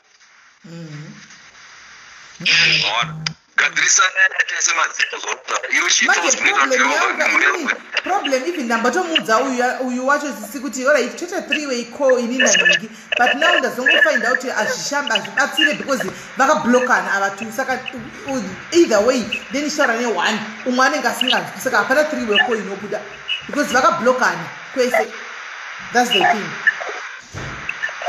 saka kana ona ndinoona vamwe masista ari kuuya pasis Melly ari kutotaura kuti aiwa tomuziya chichi kana munhu ukaziya unhu hwemunhu chakakosha chekuti instead of coming together makuta gang muda kurova munhu imi chichiradza kuti ndimwe brain dzacho moita zvinoita kuti nyaya ipereka mucharamba muchara the same story vana vako vari kukura mozana mabuda pamasocial media vanhu vakunzwa zvisina basa handiti so for me I think for you guys kana iwo uchiona kuti zvinhu zvacho zviri kuomera ingukadzisa mhuri yako ungozva zvabho bozi taneta vakadzi muchirovana muchitukana muchiita sei handiti it's not nice guys tiri hanzvadzi dzenyu totongokuda makadaro ano totongoda sei totongokupa nzvimbo dzenyu pane zvakanaka zvamunoita so is +44 tiri right kuengland tiri right ezvinezi kafriday akatetoripo alright thank you hanzvadzi thank you very much nemashoko enyama wapa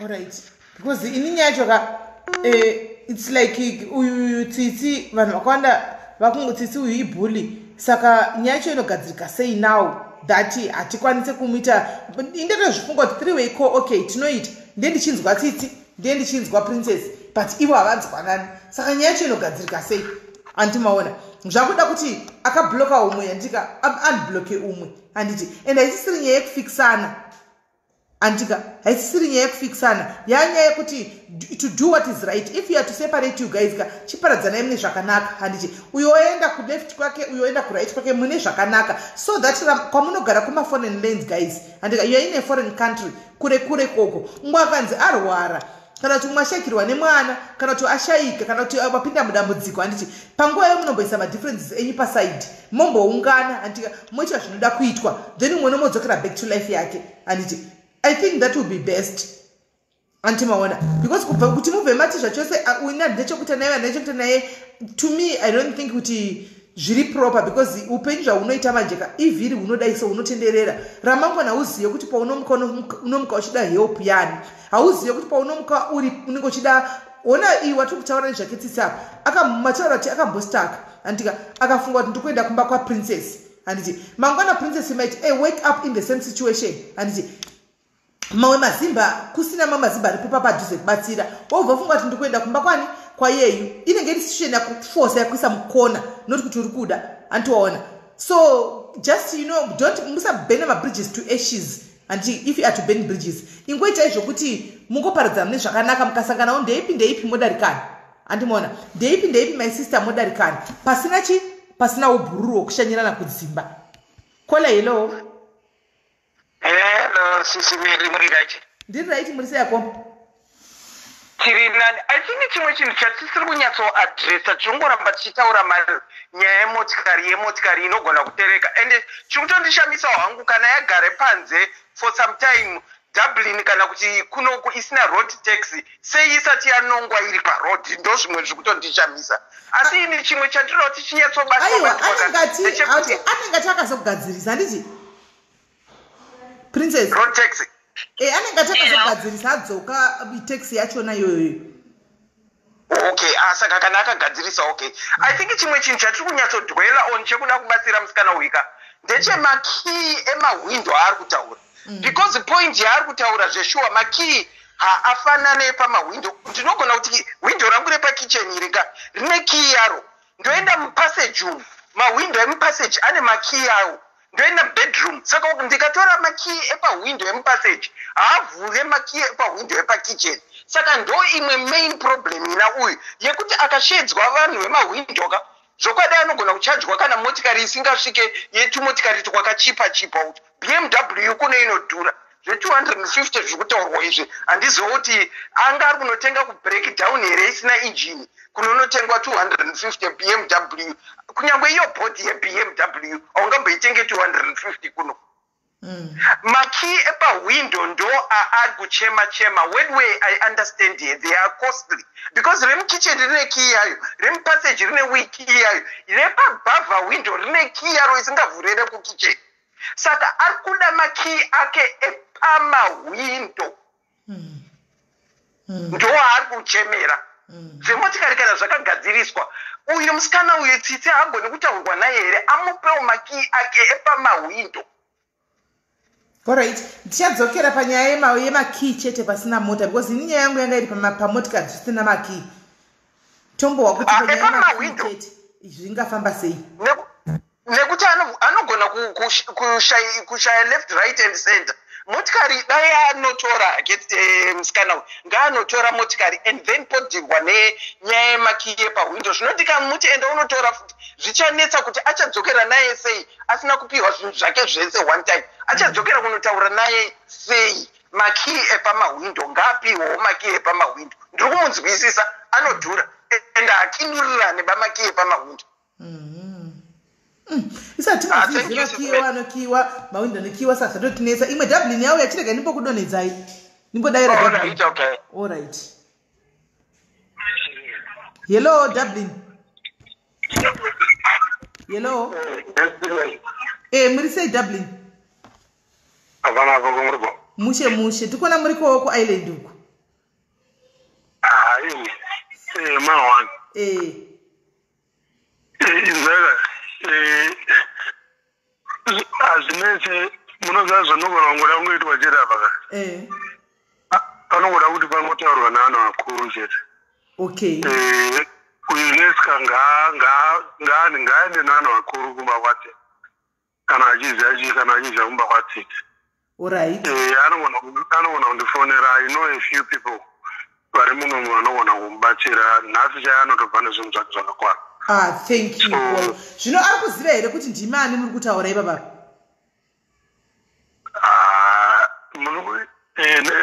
Nesika ndeti?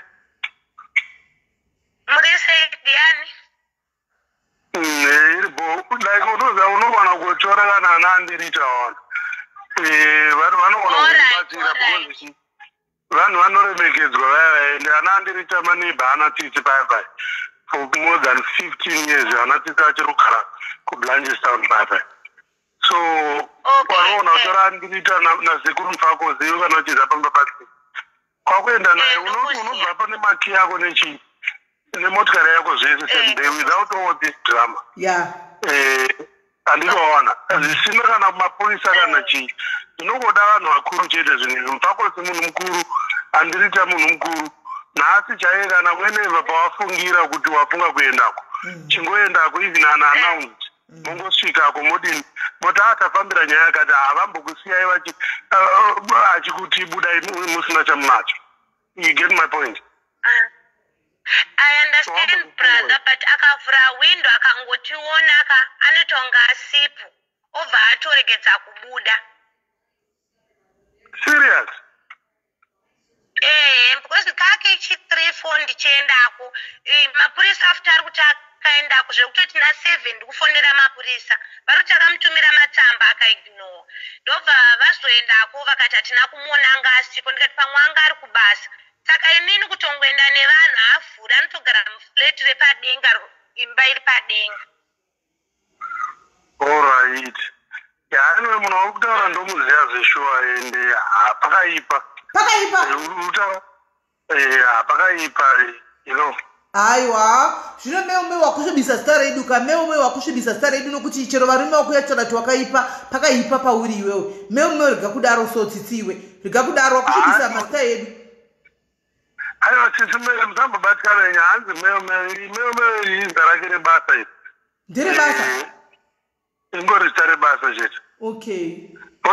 Chirorezo chacho ndechekuti munhu wacho wauti kudhila naye hapana akaita dzese hapana dzaasina kuita munhu ino dzese akaita ende akamhanya kana nemanigerians achigadzira makadzi achiita sei saka munhu wokuti anogona kungofoja anything, you know what I mean. Akapinda mubaziso rake rinenge ritongori everywhere kuona kuti tingagona kubuda neichi chingaitichi.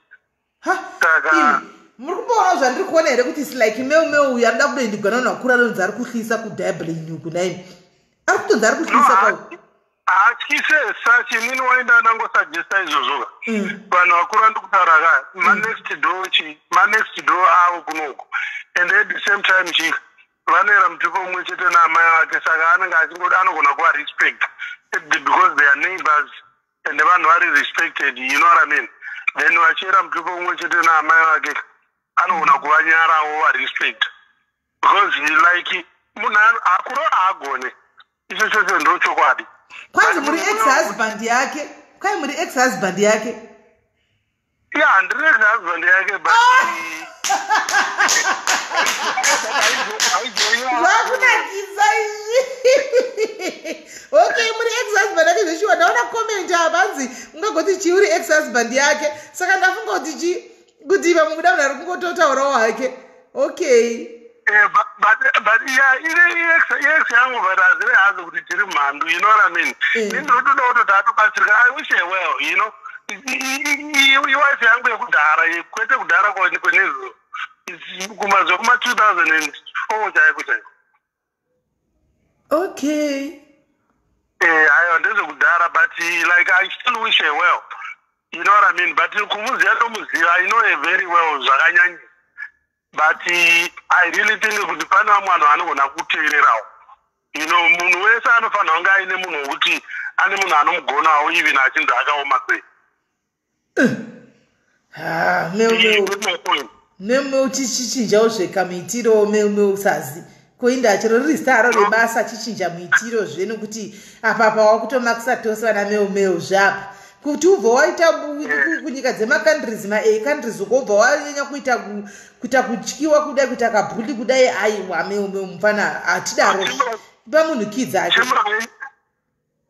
gara hake ainge iri nhumo but I think mufesi akazinyira kumuvhiringa nemamafesi ake mamwe managereso ndo akazongomuitisa kuti abva anyanya kuita nharadada because they got away with a lot of murder during time yake nemanageresi wayo.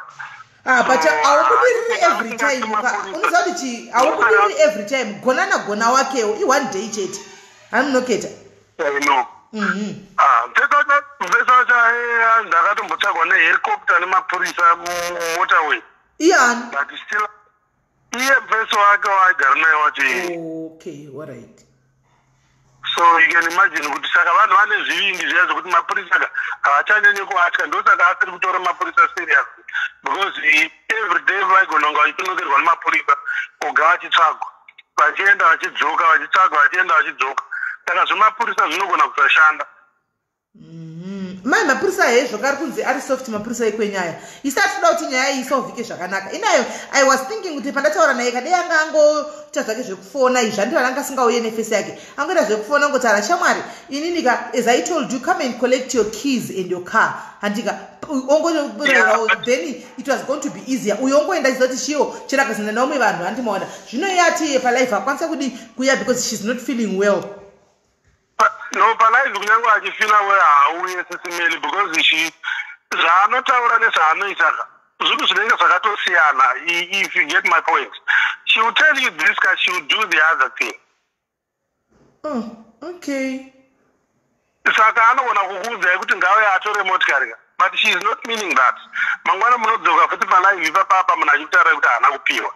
So hence inini anangosuggesta kuti pamwe anogona kuenda kana nevanhu vakuru kana chii kana kuti anogona kutora kuna anonzi sisana uko sisaka anonzi sisana uko pamwe anogona kuvateerera unofonera sisana ningirikini neska bata sisana ndisisake chaiyo yave zvekuti anogona kuvateerera pamwe you never know. Uri kuvaziva here sisana iwe ngikiri princess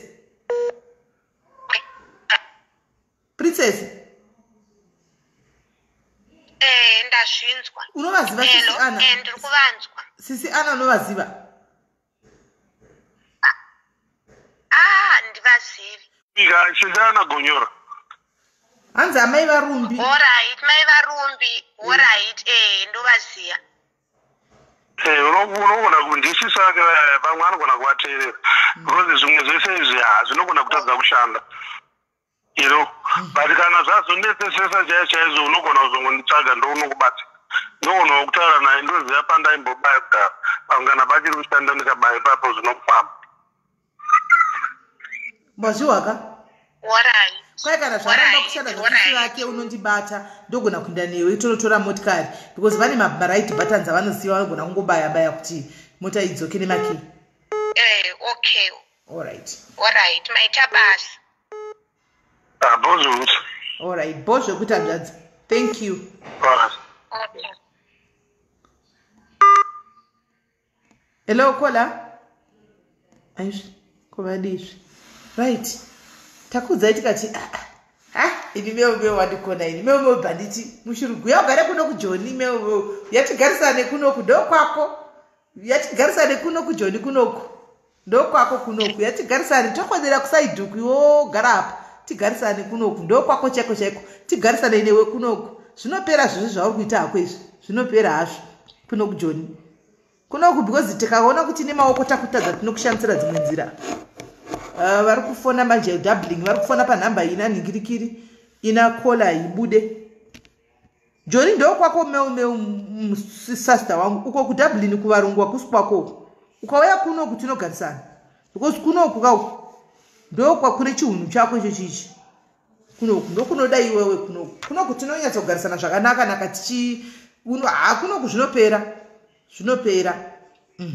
kunoku zvinopera shuwa pafeya bagadi ndikatauri chokwadi akambogara kuSouth Africa iye anozviziva she knows kunoku zvinopera kunoku South Africa zvinopera izvi handiti maona zvinopera handimaona kukurana island uko munosungwa nemitemo yenyu yakanyanyisa yekuti vanozvitora too strict but kunoku zvinopera izvi hello kola muri sei hello kola Smelika mushe inini zvangu ndangofonera hangu isiri nyaya naprivi ndangori wariti ndiriubva kutaura nenyaya ndiriubva kufonera privi hanzi murume wake ari kutoridzoka saka tokatafuna shi anogona kundisvikira ndiri pafoni padhoo saka nditori waridi atoti ndiri kutotya ndikushawa ndoita sei anenge afonerwa kunzi ndiri palive saka ndewani zvandangofonera hangu ndikudza kuti pangaitwa sei kuti aoneke privi kuti ari safe here kumba nokuti murume wake atonzi ari kutodzoka ari kutosvika anytime pamba murume ataura anzwa kuti ari palive ndo zvaapfugira privi saka ndangomufonero ndichingoda kunzwa kuti zviri sei tasiya phone call murume wake achifona uri sei achitoti ndiri kutotya achitoti please mukati foni izvozvi because ndiri kutya kuti anogona kusvika padhoo ndiri pacall saka chiripo kaprivi apa ngachifonera mapurisa kapa ndo zvandanditoti ameno ndangoti ndikuudze kuti kana chinzi panokwanisa kuti mapurisa anogona kusvika achimurova kana kutomuita anything manje akazomurova manje po panenge achirasa ndokumbira kukola munditirefeva kapa ndipuhwirwe adresi yekune mwana mubve mandisendera pawhatsapp ndipuhwirwe adresi yekune mwana mubve mandisendera pawhatsapp because akazomurova manje this time anenge azvisungirirawo ga akamurova zvisungirirawo ga this time regai muonera kuti andipa adresi yepamba pakati puwai adresi yepamba kwari kugara puwai location alright sharp akamurova manje anenge aita mistake manje zvatobva kutaura kuti kunoko hatitodi mabhuli akadaro akatomurova manje this time anenge aita mistake chaiyo mistake hombe chaiyo akamurova let's hope ari kudzoka akikumba kuzodzokera zvimwe hamurovi akamurova mistake number 1 but tichafona taura naye anditika right aripo here umwe wekudublin anoda kufona pagais tisati taningirira tifonere princess anzani epreview tizoti preview akuti chii because akatomurova kagaizika gaitipiwe nhamba princess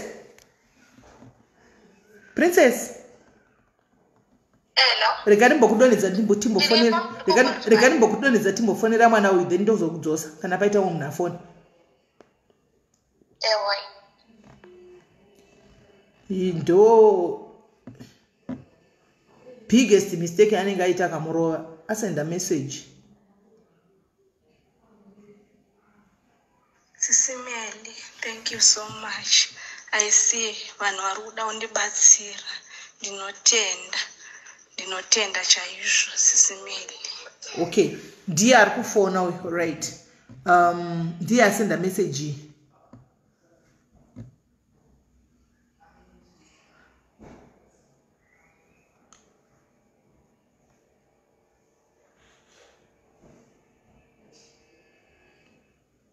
Right, mirai ndiningirire, mirai ndimufonere direct tionoti kuti kugomo kwacho kure.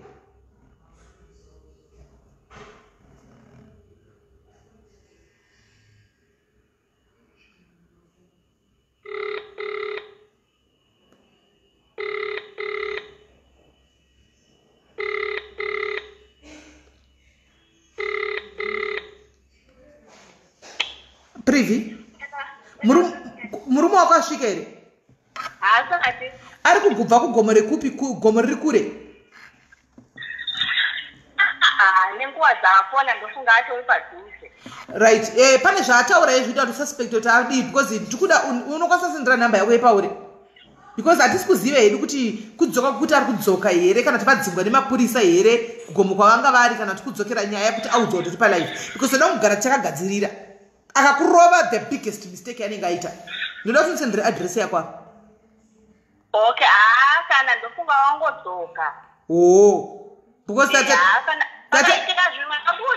iwaka pakaitika zvimwe zvinhu unongondibhaza indofona iwo isafoni yako pasilent handitika woningirira woisa pasilent ka pakaitika zvimwe zvinhu then wongondifona indokufonera back wodayira usadayire chinhu wongoisiya iri apa foni yangu inenge ichirekodha zvinenge zvichiitika ikoko handiti hapana problem then totangira ipapo handitika alright because akatokurova the biggest mistake yanenge atoita chaiyo vakuru vemistake vanenge atoita takutozomutaridza chako tiri vanhu vari nice asi tiri mashurugu futi zvaka tiri kutaura hedu noti kutaura kazhinji kwana anoti wawawa pamuromo apaka hapana action techida action alright iripo otiudza kana asvika alright sharp alright saka tamirira murume guys murume hanzi anenge angodzoka vanenge vadzingwa nemapurisa lockdown kai kana vaungana mapurisa kavaona avadzinga mapurisa kana vaona vakaungana but regai tingonzwa inda kutogara foni yangu iri ona apa kuti kana angotongobhaza ndotongokurumidza kuti ndibaye chi nditongomufondera ndobva ndarekodha zviri kuitika ka ine address ndatomusendera message kuti ndipe address akangondipa address chete anenge atoirasa because isati aenda kumapurisa ka uchambodhiliwa naye murume uyu isati asvika kumapurisa kune vachambonotamba naye panhingikira pasoweto apa kune vaboys richambotamba naye zvakasimba pasoweto yozoenda kumapurisa anditi maona ndokunaka kwazvakaita ndokunaka kweSouth Africa ndokunaka kwedu yakaipa yakanaka hanimaona asi kana munhu asina kukanganisira ungobhuliwo munhu asi munhu akadangotora munhu sokuti haanawo asi munhu haana ropa asi mwana umwe munhu aiwa unopusha vanhu unovaisa mukona hazvina kidzi hanimaona batanaka nduzoti vandibatirawo boys ka pane kajobhu kanogona ngomuka manje paningi apa pasoweto pane kajobhu kanogona ngomuka manje ndokanda address ndikuwasendera address kuwhatsapp pane kajobhu kanogona ngomuka manje vandibatire boys mira ndivasendere message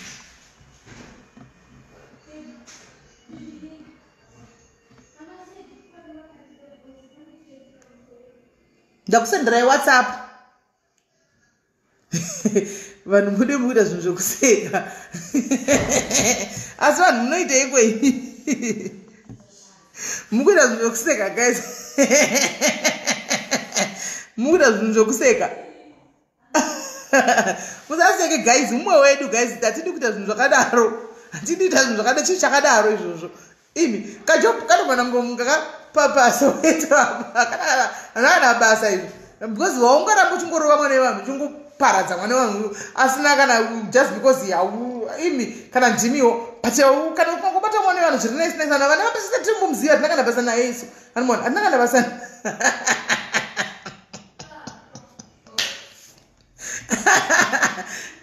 zvinhu zvacho regai kugara foni yangu iri apa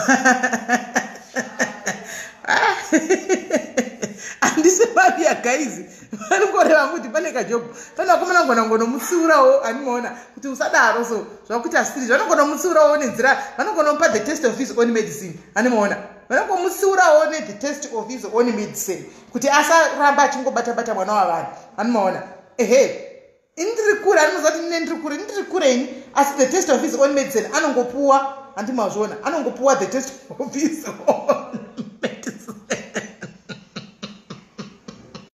musada kundiburitsira kamwe kahunu kandisina guys kamusingazivi vedu vemusadaro musareva nevanhu vanhurume vedu vemusadaro musadaro vedu ve musareva nevanhu please musareva nevanhu kana musingadi vana vevanhu chingoregai vana vevanhu vaindi handi anongotsurwa andikasanosurwa achipuwa the test of his own what own medicine chete animaona kuti azive kuti chiya munhu wechikadzi watindi mbokodo watindi mfazi watindi mbokodo watindi mfazi watindi mbokodo andimashona right saka nyaya yedublin iyi guys ka ndozvatiri kuda kuti nyaya hadzokere kunyaya yedu yedublin iyo haina basa andika right nyaya yedublin guys nyaya ndofunga tainzwa anditika nyaya tainzwa anditika nyaya yedublin tainzwa guys I think musikana should just go zvataurwa ombotry achi paita message yapinda hanzi I'll go and take the car pane munhu atipinda pana afoni asenda message hanzi I'm going to take the car haninoona zvandokudirai manikikiri madiaries pane message yapinda ishi hanzi I'll go and take the car pane munhu ariko asi hanambofona the person hanambofona hanzi I'll go and take the car saka hanzi mota yekuenda kunotorwa saka zvanaka kana zvadaro but ivo vari kunotora motikari ava ngavanotora motikari ngavanotora motikari nenzira yakanaka mota ngainotorwa pasina hondo right mota ichanotorwa pasina hondo right princess ona kapani ndine brother yangu inogara kwenyu ikoko kwandika saka asenda message hanzi ndichanokutorera motikari zora vhara foni yako iri mweri kumashure right uri kunzwa right pane mwe mufana wangu anogara kwenyu ikoko anogara kwenyu ikoko but anogara ndingasitaura hangu zita because asi munhu weyaita chara but asenda message anza hope nti ndiri kuenda kunotora mota iyoyo anoenda kunotora motikari saka achakubata thank you saka achakubata saka but ndichataura naye right now kuti motikari ngainotorwa mune zvakanaka nditika mota ngainotorwa in a good way anditi no violence nothing just mota itorwa zvakanaka nemakeys anditika if she's saying iwe website kwako princess if she's saying kuti you owe her that 200 and what sezvataurwa namoms ekutanga vava andika 200 and something kwauri I don't think kuti imari yakawanda imari yekuti munodya mukaenda out just give her that money and get your keys and car back anditika just go and get your keys and car back and then also dzoka uchitizoa kuti motikari yadi yadzoka kana chinge yadzoka anditi saka ndo I think ndo patasvika saka guys ndo nyaya iripo anzi kumuri kwenyakarereka kana ndiri kuningirira bodi iwe iri jini raravhura ndikikiri ranga roshinya ndakagara saka ndavhura ndikikiri right vanopuwa zvese nemaki yacho kii nemotikari zvese handiti kiri dziri dzakabatana nemotikari saka ndozviripo saka ndichataura nehanzvadzi yangu kuti no jambanja no what zvongonotorwawo zviri bho handichimaona then you get your car keys nemawindo makey ewindo idzodzo then nemota yacho kana ari kuda 200 and something yake please just give her so that you part ways in peace handitika then mozotipo feedback handitika alright iripo takatomirira kuzonzwawo maresults alright saka I think ndo patasvika muzara nhasi apa ndine yanga brother yangu iriko koko ati achaenda kunotora achaenda naye kunotora key champa number vachaenda kunotora motikari nekeys dzacho but tiri kuda kuti zvifambe zvinde kunotorwa nenzira yakanaka anditika aiwa zveviolence ukoko kuma countries enyu uko munhu unopuwa record hauzowani mapepa anditi zvasara nekunoku kwenyu ukoko kunonetsa kunoshanda varungu vakawanda mahome office muchichii isu kunoshanda vanhu vatema vakaita sese kuti chero ndakaita secriminal record rangu handichimaona kunongotambwa inotambwa tisingakurudziri kuti zvakanaka zvinongodisapia handichimaona zvasara nekwenyuko muri kure futini isu munogona kutogara kunoku penyu wese usina kana mapepa asi zvichitofaya handichimaona saka zvasara nekwenyuko right saka zvinhu ngazvitogwe nenzira kwayo andika ngakuitwe kutaurirana handimaona vagadzirisana anditika vawirirani so that vaite pathways chi mune zvakanaka andika right Lisa ina handizivi hanzi naLisa Sis Melly ndanzwaone kurohwa nemurume kuno ndikuda kuti munditiro action tipe na phone number yemurume wako tifonere murume wako timudzote anokuroverei naye tizoti anokurovera chi mari ndeyekuti musikana akabhadhira mari kumapurisa no guys we are trying to make peace here and tikati uyu akati ndikuda mari ndakabhadhara uyu akati nandibhadhari posatari pamotikari hapana peace inobuda sometimes you have to be the bigger person right you have to be the bigger person anditi ngavamupe 250 yacho yaari kuda handitika yaari akabhadhira kumapurisa and then opuwa makeys handiti zvechimafia sometimes hazvishande handimaona zvechimafia sometimes hazvishande chinenge chakudiwa ichi kuti kunoza kuzvidukupisa kune pundutso so ukangozvidukupisa you won't lose anything haubve anything guys handimaona but mwakadai so mukanenzana kudai so hapana chinobuda handimaona iye kana ari kuti 250 yacho iyoyo guys let her give that 250 tanzwa kuti 250 munoidya kumarestaurant guys hazvikambomurwadze as compared to makey handika nemotikari yemunhu hazvikambomurwadze just for the sake of all this drama kuti ripere ngaamupe that 250 yachona handimaona ngaamupe that 250 yachona hanzi kana azoramba nemakey aiwa yenenge awo yemessage but hatingazotauri kuti kokana handimaona hatingatauri zvekokana inini kwandiri ati ngauye atore anditi ini kwandiri ati ngauye atore zvekokana ichitozo vanozozviona they will cross the bridge when they get there as for now handimaona hapana chino 250 pounds iyoiyoka imari yekuti izvozvi right now ka ndinombotumika iye hanzvadzi yangu yeye atichanotora motikari imari yekuti anombonditumira ndakati varangonditumira 300 pounds 400 pounds handimaona saka imari dzekuti 250 pounds compared to mota nemakeys handiti anogona ngodi kungonoita sei kungomupa mari yacho just kungoti vaite pathways mune zvakanaka guys because you are in a foreign land musakangana kuti muri kuforeign land chimafia hachingodi pese pese ndoda kukudzai chimafia ichika ichi musafunga chonakidza achidi pese pese chimafia achidi pese pese ndakugara ndatokudza guys chimafia ka achidi pese pese muzvizive izvozvo especially imi vari kuna Europe kwao chimafia chenyu chikaiti achidi pese pese pese ndakukudzai muri kure one pakatika chinoitika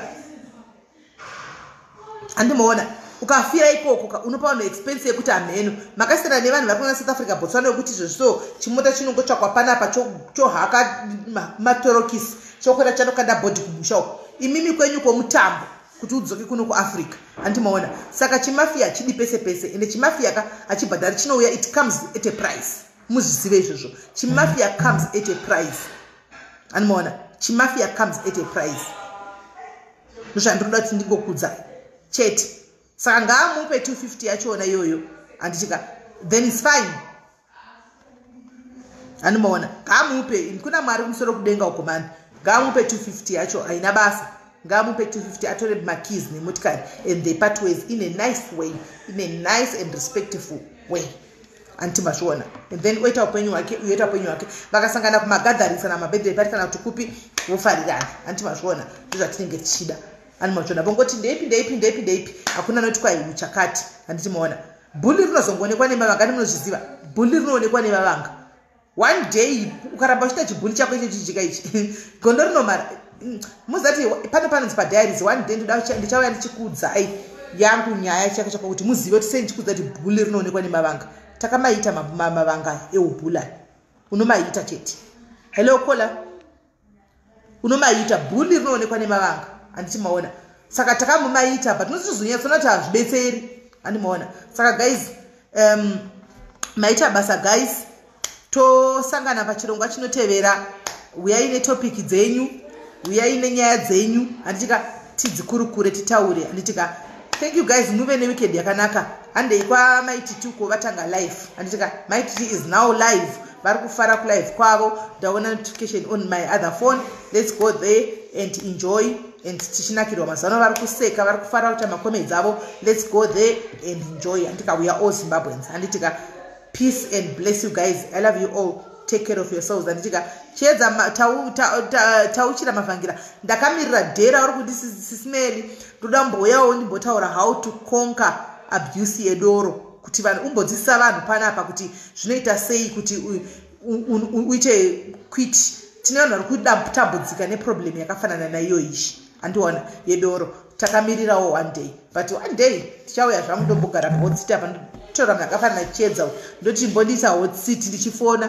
achindibvunza ndichinyatsa kusanangurirai handimaona so guys moswera bo handitika morokontinya musakangana kuisa mamaska nekugeza maoko handitika atobatana paleta thank you very